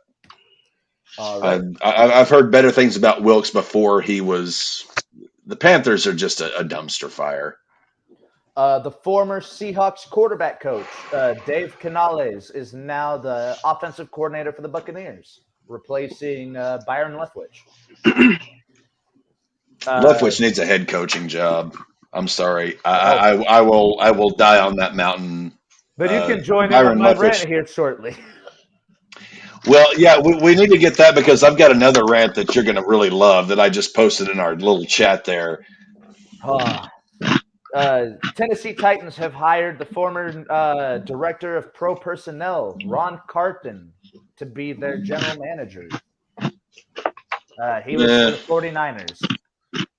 And then Tim Kelly, former passing game coordinator for the Titans, is now the offensive coordinator out in Tennessee.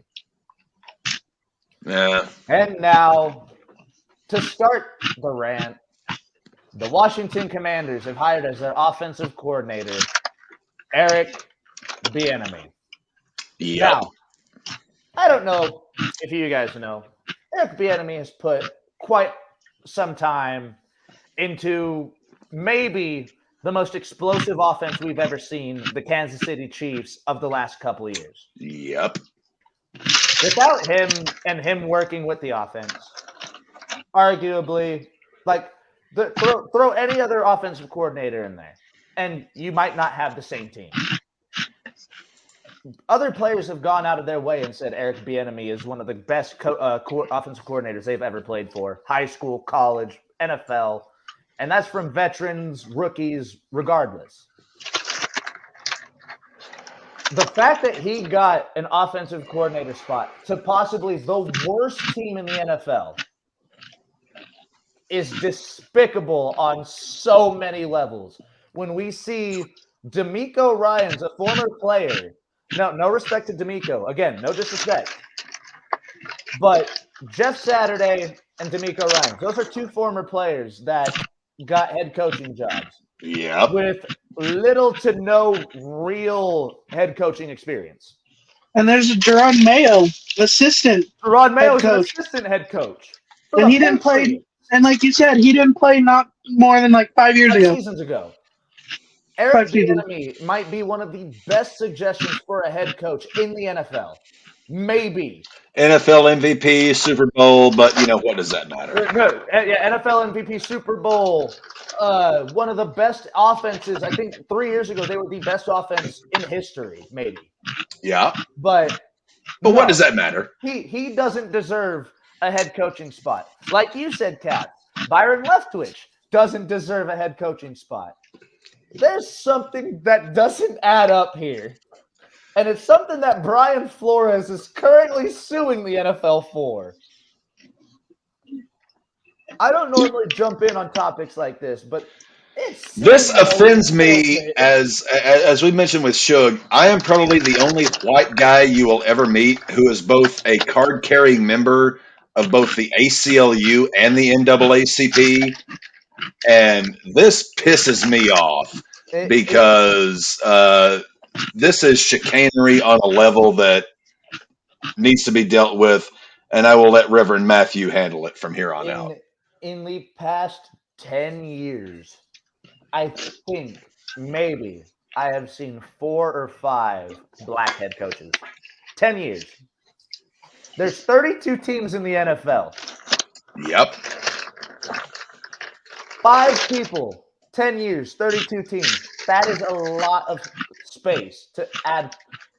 And those names are Lovie Smith, Mike Tomlin, Brian Flores had a head Flores, what the fuck is his name? Todd Bowles.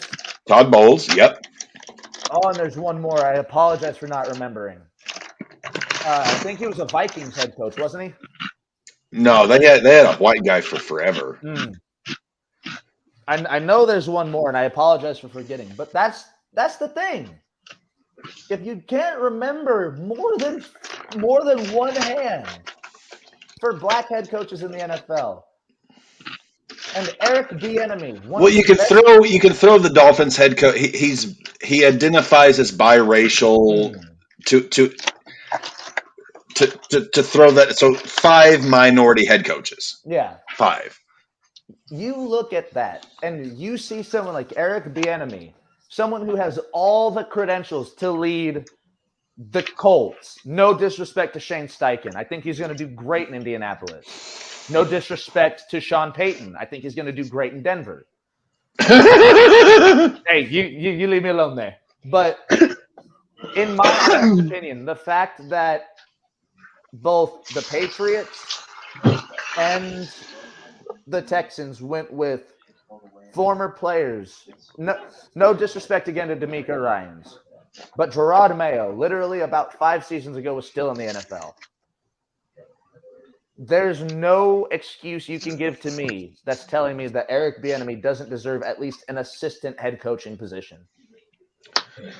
I'm actually going to back up your argument here, Maddie. I want you to go way back in the time machine here to 2017. Patrick Mahomes' rookie season. Who was the OC for the Kansas City Chiefs? Matt Nagy. Yep. 1 year gets the head coaching job for the Bears. With a rookie Mahomes.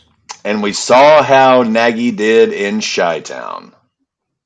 You throw Bieniemy to the current Bears right now with Justin Fields, that team might be a top 10 team without a doubt. But you know, NFL doesn't have anything against black head coaches, right? No, of course not. They could never. It's absolutely kind of sickening to me that we're still dealing with this shit, because the fact that Bieniemy does not have a head coaching job with the vacancies that we had this year with he could literally coach the Raiders and you guys would probably make the playoffs. I would happily take him. Please give me Bieniemy. He could probably take Derek Carr and make something out of him. Derek Carr's gone. The Raiders fucked him over too badly. But here's the thing. Look at how Ron Rivera coached the Commanders last season. He literally didn't know he could get kicked out of the playoffs last season. How is Bieniemy not the head coach for these Commanders? Because he's not Blanco. And the NFL loves Blanco head coaches. Or Blanca. I'm not sure. You two are the Puerto Ricans here. You'll have to correct my Spanish. But anyway, moving on from that. Moving on. What I just posted in the chat here. Oh yeah, Maddie's Monday parlay. We got to get to the degenerate gambler. I only got 4 bets today. Kansas to go over TCU in college basketball. The Pens to go over the Islanders in the hockey. Oklahoma State to go over West Virginia, and South Carolina State to go over Delaware State. Both of those being college basketball. I think I put together a $5 parlay with a $108 return. So let's see how it goes. So this story just came out on ESPN.com about 3.5 hours ago, and I posted it in our chat. It's about the Boston Red Sox. And this is the breaking news, right? Yeah, this is the breaking news for the Boston Red Sox. Oh no! I think you should read this, skim over it, and give us your thoughts as to what this means for your Bo Sox. Because as shitty as my White Sox may be looking right now, somewhere in the back of my mind, I'm just thinking the Red Sox have not got the first fuck clue what is going on with that organization.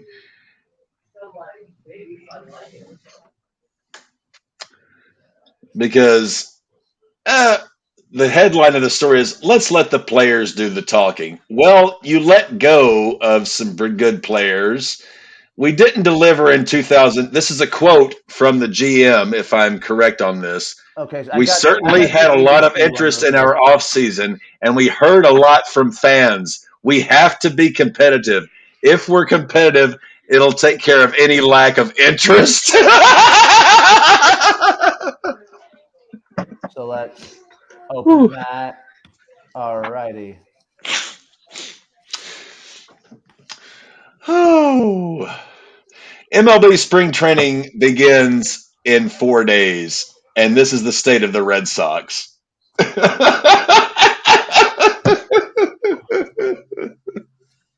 Oh, wow! The Red Sox were that bad. We really finished fifth or last 5 times in the last 11 seasons. Oh.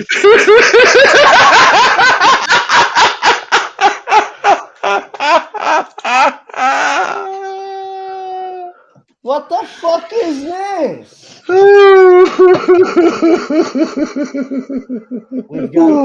We've got to get better. That's the whole message. No shit. No shit, Sherlock. No shit, Cora. I'm not gonna lie.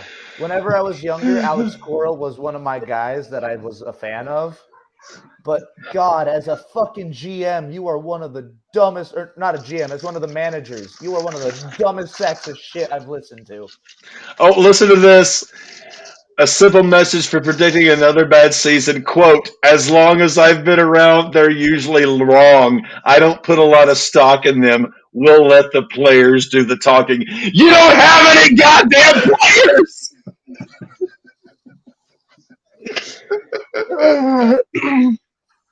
Wow. You got Rafi Devers, an injured Chris Sale, and a bullpen that isn't worth there's fucking salt. Speaking of, I was looking at Devin's, since he's going to be rooting for the Cardinals this season. I was looking at his starting lineup for pitchers. You got some dogs over there. I need to look through that and look into Jordan Montgomery. That kid is a dog. He's a guy from the Yankees. He is a really good left-handed pitcher who has yet to really get the chance he deserved. Jordan Montgomery has got some. He's got some tools. I was about to say he's got one hell of a breaking 12-6 curve, and he's got. I think he had one of the better changeups for his age. Does he have some heat with the speed? Not really, but what he doesn't have in speed, he makes up for in his breaking ability. He's a good left-hand. He's a good left-handers. You have the fastest lefty I've ever seen. You have some rare. And I'll quote Bill Lee, one of the great Red Sox pitchers, who I have an autographed baseball over on my desk or in my bookcase. Left-handed pitchers to succeed in Fenway.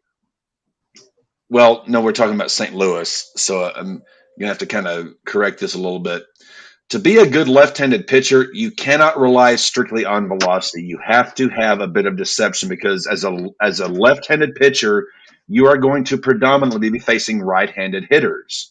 So you have to be able to have some deception in your game.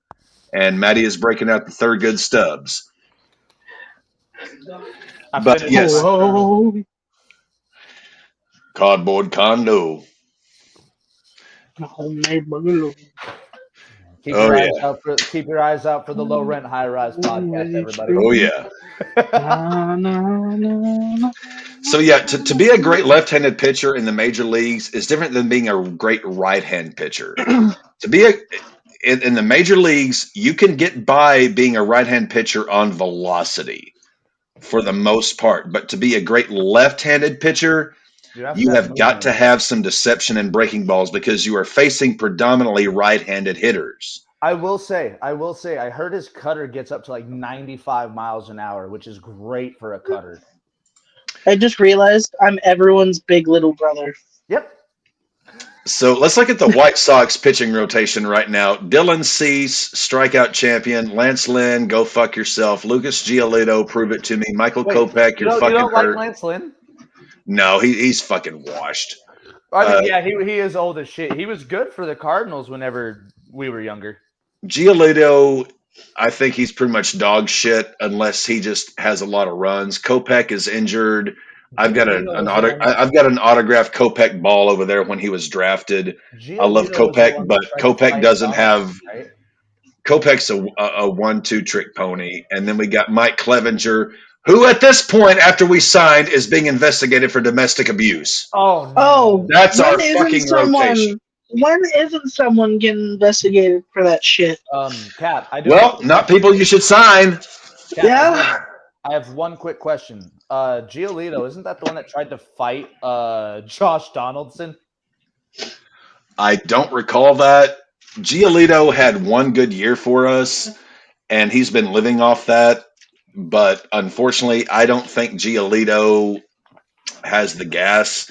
I don't think Dylan Cease has. Here's the problem when I look at our rotation. Cease, strikeout velocity, no stamina. Giolito, strikeout velocity, no stamina. Kopech, strikeout velocity, no stamina. Clevenger, strikeout velocity. Are you seeing a goddamn pattern? And I was about to say, you said your biggest issue was your bullpen, wasn't it? Oh, let's look at our bullpen, shall we? Aaron Bummer. Oh! Joe Kelly. I remember Joe Ronaldo Kelly. Lopez. Jake Diekman. Jose Ruiz. And our closer currently is Kendall Graveman because Liam Hendricks was diagnosed with cancer. We have no pitching staff. Sound like creative characters. It sounds like the Rockies for the last 30 years. It sounds like the Rockies pitching for the last 30 years. All we have is velocity, and our bullpen is not good enough to support. Okay, with velocity pitchers, you're looking at 4-5 innings, maybe 6 on a great night. That means you have to have a bullpen to support that for the next 3.5-4 innings. We do not have the bullpen to support that because fuck Joe Kelly. Aaron Bummer's pretty damn good. I do like Aaron Bummer. Ronaldo Lopez, we tried him as a starter. It didn't work out. We'll see. Diekman. Fucking Bummer, like 40-something years old, though? No, Bummer's a little bit younger than that. We've got Diekman, who we got from the Red Sox. Diekman's a lefty, right? Diekman's a lefty. Diekman's okay. I still need to see more Jose Ruiz. Who knows? Closer right now is Kendall Graveman. Liam Hendricks, we don't know because of cancer. But that is horrible. What type of cancer does he have? Do you know? I don't. I'm not sure. It's something that they're treating right now, but I'm not expecting to see him. But I'm looking at our starting nine. Yasmani Grandal, pretty damn good catcher. Andrew Vaughn, great power hitter at first base. Had a great 2022. We'll see. Elvis Andrews at second base. Elvis Andrews? Yohan Moncada at third base, who has been a huge disappointment since we got him from Boston. Tim Anderson, maybe the greatest leadoff hitter in baseball. Left fielder, Andrew Benintendi from my home state of Arkansas. Benintendi's a dog, too. Benintendi's going to have a rebound year. Center fielder, Luis Robert, going to be phenomenal. I love that kid. Right fielder, Gavin Sheets. And thank God they're putting Eloy Jimenez at DH because Eloy has a great bat, but every time he tries to play a fielding position, he tears ligaments and muscles. He needs to be a DH, so they're DHing him at least for the start of the year. So I like our bats.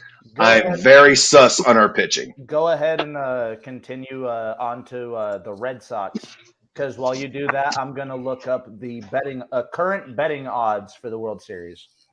Okay, so let's look at the Boston Red Sox. We'll get to the St. Louis Cardinals since we're just going in rotation here. I am currently running a franchise where I'm playing all of our teams with the current rosters. I currently have 1 win each. And Devin, Jordan Montgomery had a perfect game till the 7th. Ooh. Okay, so let's go to the Boston Red Sox. We've been in the AL Central. Let's go to the AL East. Okay, so here is the starting rotation at present. Now, spring training starts this Friday. This could very well change, but here is the starting rotation for the Red Sox. Chris Sale, Corey Kluber, Okay. Nick Pivetta, Garrett Whitlock, and one of my all-time favorite lefties, James Paxton. But James Paxton still plays? He still plays. Here is my problem. Fenway Park hates left-handed pitchers. The way that park is designed, you have to be a phenomenal goddamn left-handed pitcher to succeed there. We've got Chris Sale, who is injury-prone. You've got James Paxton, who is injury-prone. These guys are velocity guys. I don't see Paxton doing well as a Red Sox because the way Fenway Park is constructed, you know that shallow porch in right field where you've got it's like 230-something feet. Left-handers do not do well in Fenway. When was their last good left-handy that they had that actually played well? Sale and Price in their prime. Sale I forgot we had Price. I forgot you fuckers had Price. So bullpen: Chris Martin, John Schreiber, Richard Belair, Julio Rodriguez, Ryan Brazier, and Kenley Jansen. That is your bullpen as of right now. I'm currently uploading the current betting odds for each team. Well, at least the top 10. So here is your starting lineup right now. And this is not 1 through 9. This is just position-wise. Reese McGuire at catcher. Tristan Casas at first base. Christian Arroyo at second base. Rafael Devers at third. Enrique Hernandez shortstop. Masataka Yoshida, the Japanese import in left field, who should be a pretty damn good hitter.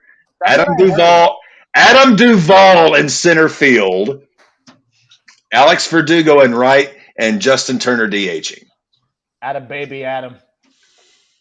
So that is presently the Red Sox team as constructed. I honestly, Maddie, I think being the representative Sox guys, White Sox, Red Sox on this podcast, we're going to be experiencing a lot of pain, blues, and agony, to quote the late, great Death the Road. I'm not going to be doing too well this year. And whenever we get our 2 series, the Battle of the Sox, which we will be doing live streams on, I think you and I will be cutting promos left and right Jim Cornette style. Don't you and me have a game when I come up? Yes, we do. We're about to get to the Cardinals. Okay, so getting to the St. Louis Cardinals. Well, I thought you were an Orioles fan, but I'm not really a big baseball guy. I'm getting into it now. But my 3 teams that I was a fan of was the Orioles, the Red Sox, and the Cardinals. But I'm more of a Cardinals fan because it's my hometown team. Okay, so here is presently the starting rotation for the St. Louis Cardinals. Jack Flaherty, okay, decent. Jordan Montgomery, like him. Adam Wainwright. He's still playing? Who has yet to officially retire. Officially retire. You have no idea how happy that makes me. Woo, let's go! Miles, he's pulling a fucking Vince Carter. I think I got one more in me. Miles Michaelis, who they've had for quite a while, and their import from the New York Mets, Steven Matz. Oh, you guys got let's go. Staff. Now here is where I love the Cardinals. I love the bullpen. I absolutely love the bullpen. Giovanni Gallegos, Jordan Hicks, Andre Payante, Genesis Cabrera, and Chris Stratton, and then closing Ryan Hensley. I love the Cardinals Genesis bullpen. Cabrera is a youngster, isn't he? Yes, he's 26, 27. I love the Cardinals bullpen. So of the three of us, as far as pitching staffs, you could go either way on White Sox, Red Sox, but as far as the bullpen, Cardinals have the best bullpen of the three of us by far. I absolutely love the Cardinals bullpen is phenomenal. So let's get to your lineup. Catching, Wilson Contreras from the Chicago Cubs. Okay. First base, Paul Goldschmidt. We all know him. Second base, Brendan Donovan, good player. Third base, Nolan Arenado.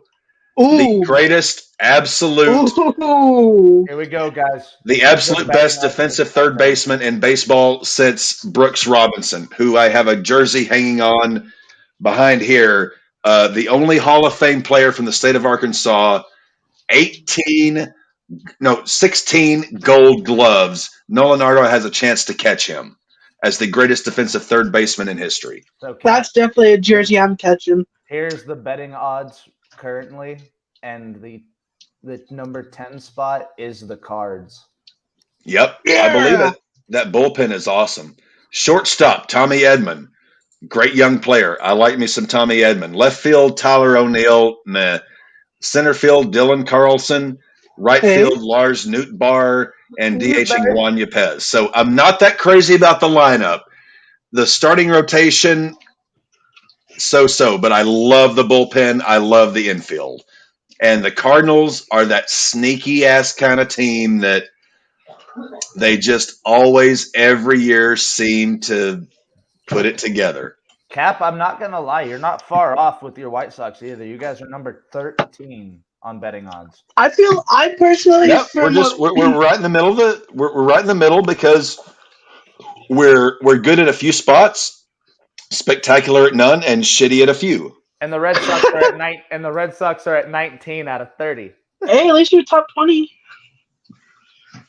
I didn't think I'd be top 10. I'm going to be honest. I haven't caught up in the last 6 years or some shit. I will say that's not bad. You guys are 21-1. I would honestly say I've been watching baseball, and I'm a baseball nut for a long time. This Cardinals bullpen, if they stay healthy, that could absolutely be the absolute best bullpen in all of Major League Baseball. So, Cap, every single guy in there is either a stud or a really good player. So, Cap, looking at the top 10 for the betting odds, who would you be most comfortable in putting your money on? Okay, so give me the Cardinals. Dodgers, Yankees, Braves, Mets. Okay, so instantly take the Mets out because the Mets are going to Met. The Mets are going to fuck shit up. The Mets are going to Met.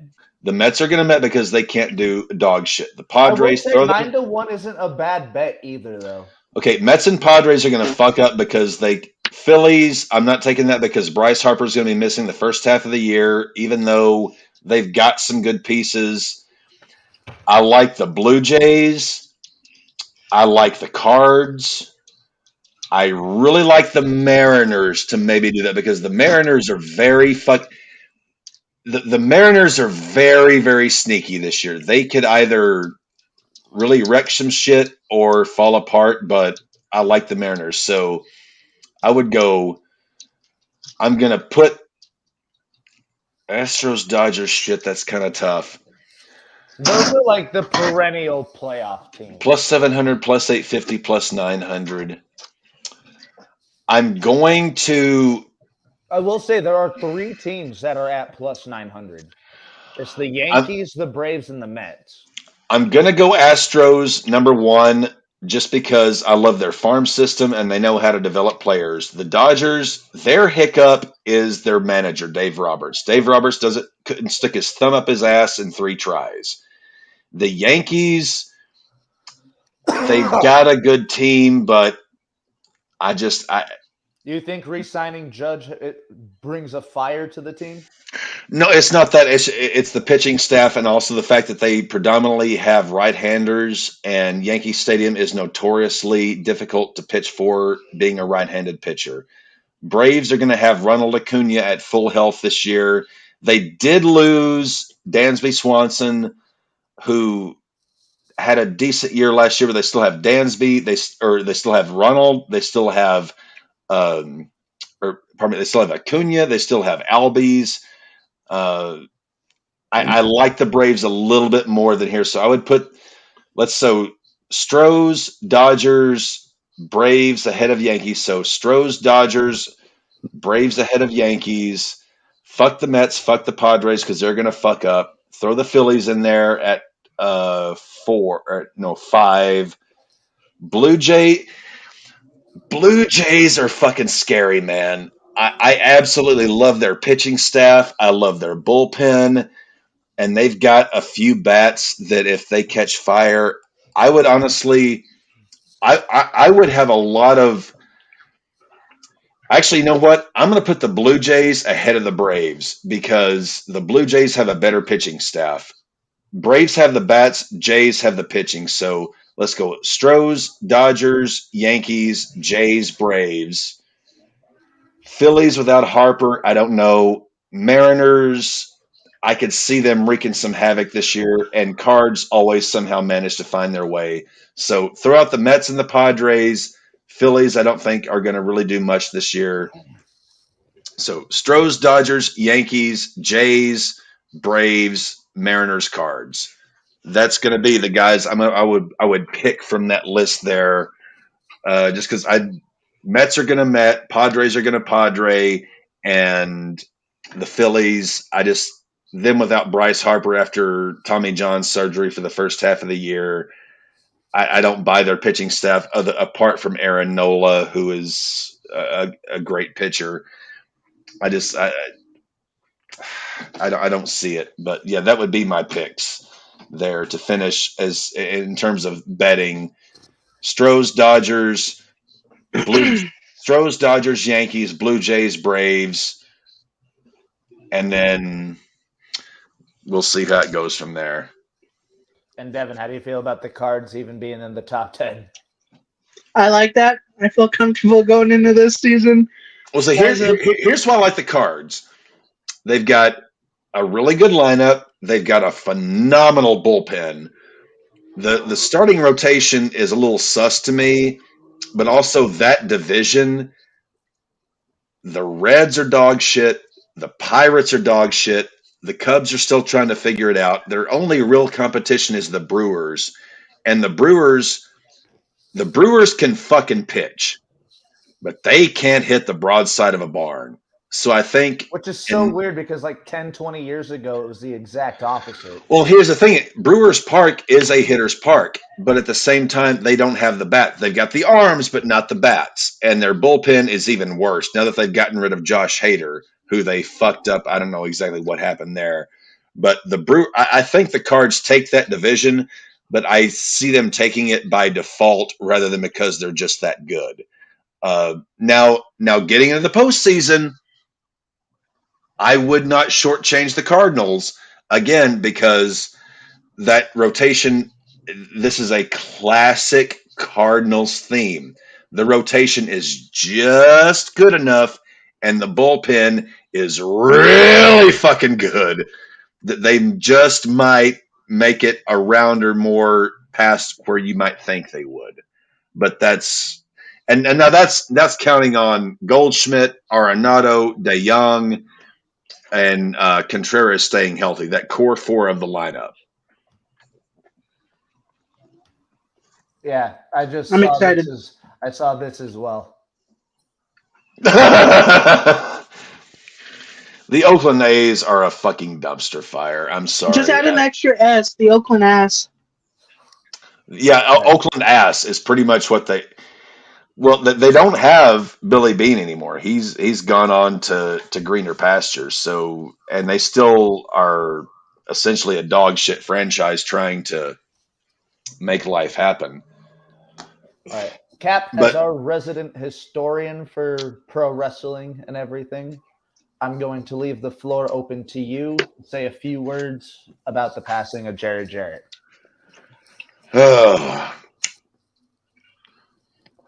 Well, to you older folks out there, what I'm about to say will not at all shake your cage. To the younger folks, do please go back and watch some of what I'm about to talk about.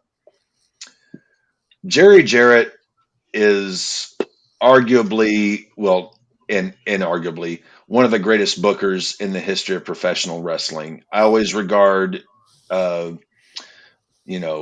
Jerry Graham, Dusty Rhodes, Kevin Sullivan, Pat Patterson as being the greatest bookers of major territories.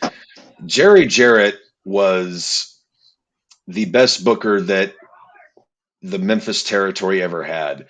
And while you had Dundee and Jerry Lawler having, because they would switch the book up in Memphis every 6 months or so, Jerry Jarrett, in my opinion, was the greatest booker Memphis ever had. And if you look at the numbers drawn per capita and we're getting into some little, the Memphis territory in comparison to Mid-South, to WWE, to the AWA, to your larger territories per capita, the amount of money that Jerry Jarrett drew as the booker of Memphis is absolutely phenomenal and astounding. And if you watch the first episode that Vice did on season 3 of Tales from the Territories, Jerry Jarrett put you've seen, the Notre Dame locker room, play like champions today. Jerry Jarrett put a plaque in the Memphis locker room. Personal issues draw money. That was his booking philosophy. And if you literally take that idea and you look at professional wrestling from the mid to late 70s to now, even in this era where kayfabe is essentially gone out the door, what still gets us watching pro wrestling? Personal issues. When it gets personal, we are more interested. Even in this era, PIDM, personal issues draw money. Jerry Jarrett, not the greatest wrestler of all time, though check out the instance where he snatched a guy's eyeball out of his head. Jerry Jarrett was one of the greatest bookers of all time. And the fact that the amount of money he drew in such a small territory, you're looking at Memphis, Louisville, Nashville, Indiana, northern Arkansas, northeast Arkansas, that little, the amount of money that they were able to draw speaks volumes about Jerry Jarrett. And if you're curious as to, looking down the line, look at Jeff Jarrett. Jeff Jarrett, not a great world champion. Jeff Jarrett, great mind for the business, great worker. What does everyone always say about Jeff Jarrett? Well, he's smart. The wrestling business is better with him here.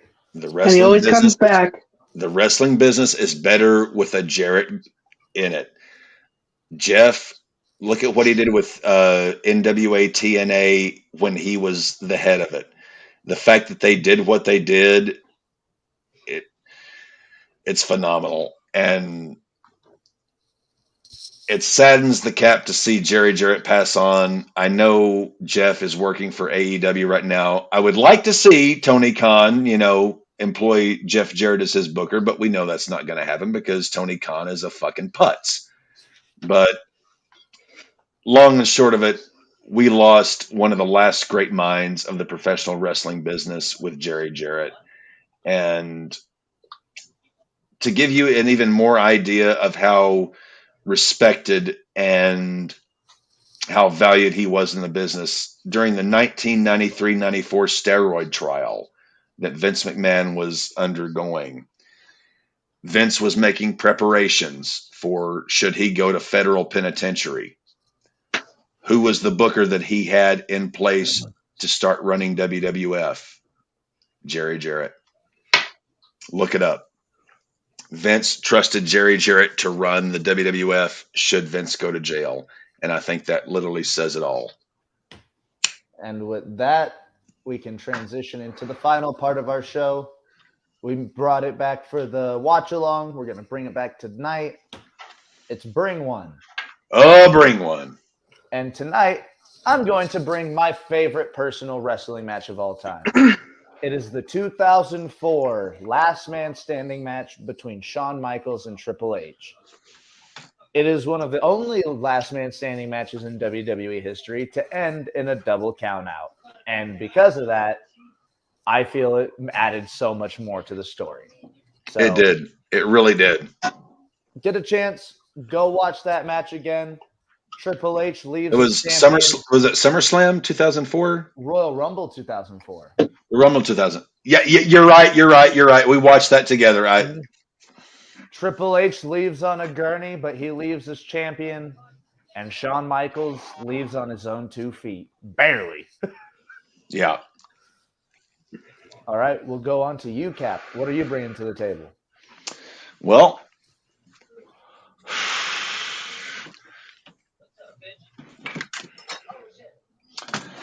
I am going to bring something out that I rarely do because I value it so much. Devin's going to see this in person. Whenever you are a guitar player, you always dream of having your your sword in the stone, your Excalibur, the one thing that you always wanted. And it took me from the age of 7 or 8 years old until I was about 27 or 28 to be able to afford to do this. But this is my absolute prize. It is my Gibson Les Paul Standard that I had customized from top to bottom with push-pull knobs, tone switches, a DiMarzio humbucker put in the bridge. This guitar, if you were to try and retail this, you're looking at somewhere around $4,000. And it took me a lot of my adult life to build up the wealth to purchase this and to get it done exactly as I want. Tribute to Chris Martin at Sunrise Guitars here in Fayetteville, Arkansas, for getting all of the accoutrements done. But this guitar is irreplaceable to me. It is my electric Excalibur because I will part with this guitar under absolutely zero circumstances. It is bury it with you. Yes, this is the culmination of me going from being a 7-8-year-old playing on a family lender to hitting, the ability to have a guitar that I exactly wanted customized to my desires. This thing is absolutely irreplaceable to me, and anyone who understands rock and roll or the electric guitar will understand that this is my electric baby. I've got my acoustic baby sitting just over there, which I will I'll grab that for you because the boys have seen this. This is a 2017 Martin D28 acoustic. Between this guitar and that guitar, you're looking at somewhere around $8,000 to $9,000 that I have invested in my 2 favorite instruments. So this is my, I guess, bringing 2, but yeah, those 2 guitars mean more to me than anything else. I could literally part with every single other instrument I have, leave me with these 2, and Cap will be a happy man. All righty. And what about you, Devin? What the fuck do you have to bring to the table? Matt, you are the only person, well, besides our mother, of course, that knows of this collection that I own. Well, my girlfriend knows, and my roommate. Well, there's a couple people that know. Oh, his wrestling collection. I have, over the years and over my brother's years of being adolescent kids and having shit ton of figures, I have a whole ass bin ranging from different eras of wrestlers. I have an old Devon. Oh. Old school Devon. Cap, I'm not sure if I should show this, but I'm going to because I don't care what he did as a I don't care what he did as a person. I will always love this person. If it's Crispin Wall, I had him taking in 2 out of 3 falls at Starcade 99 in my fantasy book. Yeah. Okay. Let's see. Where are you? We're firm believers of Benoit's work is Benoit's work. What he did at the end of his life is completely separate. Do I really not have him anymore? Where the fuck did he go? I know he was really fucked up throughout the years. Didn't you get an updated one with the No, yellow? I haven't gotten any updated Crispin Walls. Where the fuck did he go? Damn, is he really not here? Wow, I was talking up the storm that I had a Crispin Wall figure and ain't nobody gonna fucking believe me. Alrighty, I'll fucking look. That's crazy, but I have an old as fuck rock that's missing a hand. Throughout the years, I did some trading with some newer figures to get older ones. That's an old school Goldberg. Yep. I think this is his second figure they released of him by Mattel. Yep. And, well, I guess he's now, my newest pride and joy that I have. Matt knows this one very well. I have a Hurricane. Fucked up Hurricane. And believe it or not, even when I was a kid and I would do these daily, making whole ass shows, pay-per-views, rivalries and everything, this motherfucker was still one of my most used. Out of all my newer figures, older figures I have, he was one of my most used ones. What is another old one? I got an older version of Undertaker that's not an elite figure form of him. See, seeing these figures makes me regret the fact that I didn't keep stuff in the box because I had the first ever Stone Cold Steve Austin action figure released, the Series 5 back in 1997. And I had the first, if I would have kept that motherfucker in the box, what it would have been worth. Old school Kurt Angle. No hair. Figure. No hair. Yeah, no hair Kurt Angle. And, you know what, just to throw it out there, and since I have them as figures, this will always and forever be my favorite tag team of all time. The Road Warriors. Oh, what a rush. And I am very sad to know that my favorite tag team is no longer breathing with us. But they lived a great life, and I will forever be thankful for their careers. And I also Road Warriors are the greatest. Road Warriors are the greatest tag team of all time. As much as I love the Midnight Express, Tully and Arn. Old school penny belts. Oh, the old penny belt tag teams. So bad. But yeah, that's what I'm bringing.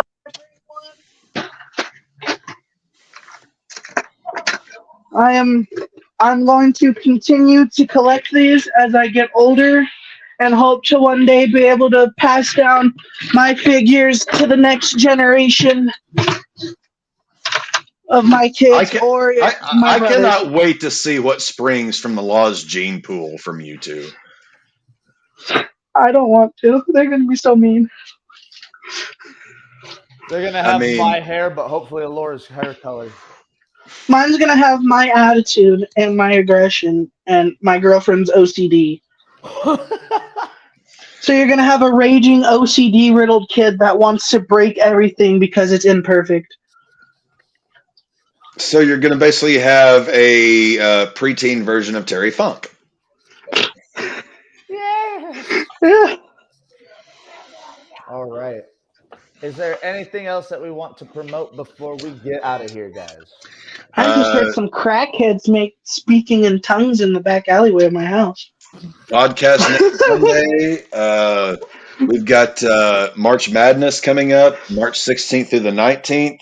The fantasy baseball draft, Saturday, March 25th, which is going to be a lot of fun. We're going to be exceptionally intoxicated and picking our favorite baseball players for this upcoming year. When's the date for the draft again? Saturday, March 25th. March 25th. And a big day, Thursday, March 30th, opening day I'll have of you over MLB. at my house for that, Devin. I'll have to call it out.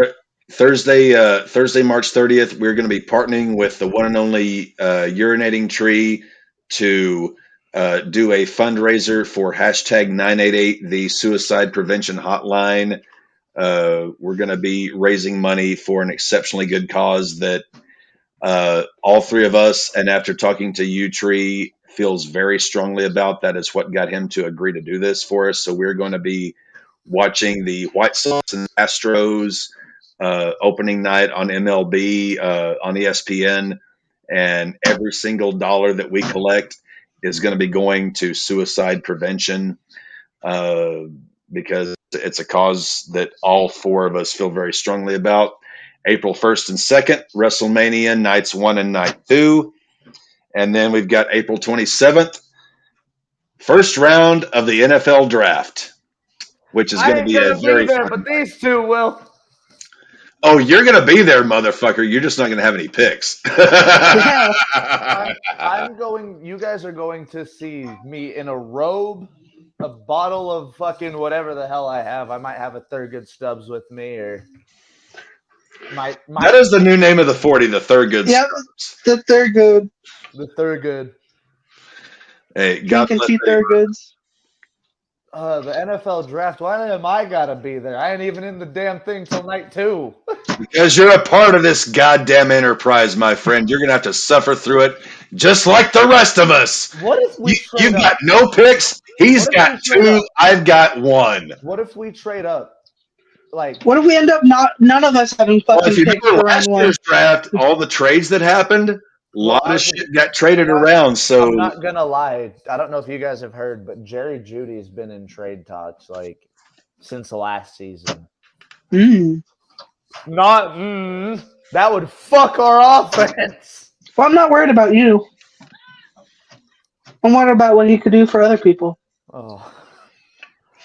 But well, I mean, Jerry Jeudy and Lamar Jackson, that could be, I mean, because we know Hollywood Brown worked out so well, but hey, what does it matter? Let's let Russ cook. Who needs wide receivers? Hey, the third round is the round for wide receivers. It's been proven. Julio Jones. I can't think of anybody else. Bro, I thought I fucking froze for a second. Broncos are fucked. Raiders are fucked. Ravens might have a chance. You guys have a good offensive coordinator coming though. Like at the end, it's gonna be very interesting. The day, if we have to trade Lamar, at least he's in a very good stock market where we can get some good shit out of him. If we have to. I would love to see Lamar become a Raider. No, shut your mouth. Him and Devontae Adams won't work. Shut up. Give me Lamar as a Raider. I am there. That's something. You know what? I'd rather have him a Raider than a fucking Falcon, okay? The Falcons don't deserve him. Fuck their franchise. Lamar is a Falcon. I will say the thought of him in that gear, like that rising red outfit, that looks pretty good. He's rising into the fire. Lamar as a Falcon. God, that's a punishment worse than death. Before we go, where is Aaron Rodgers going? Is he retiring or is he going? I think he's retiring. I don't think we're going to know until the absolute last bitter end because we've seen this from Aaron.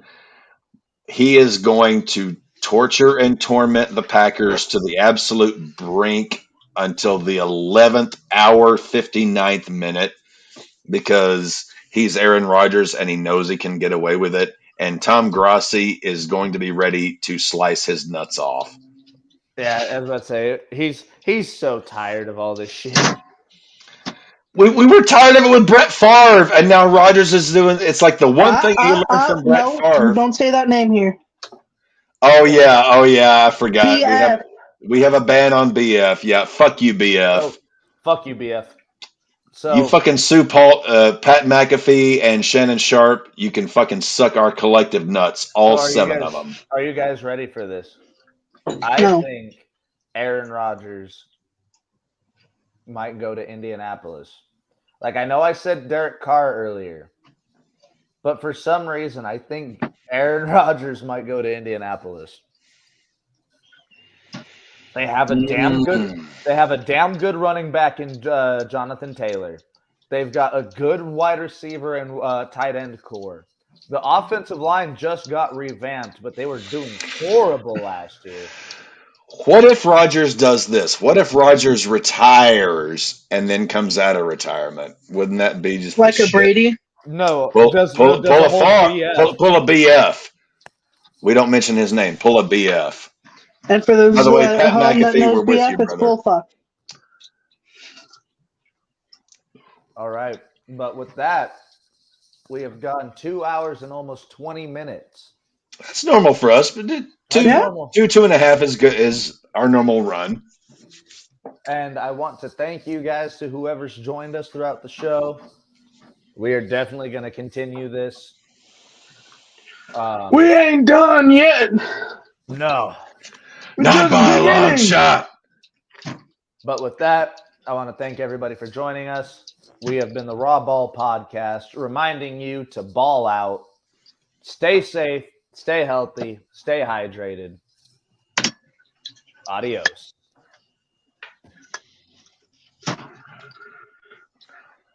Did he just leave and leave us live? I think he did. I think he buggered off. He killed himself and not the broadcast.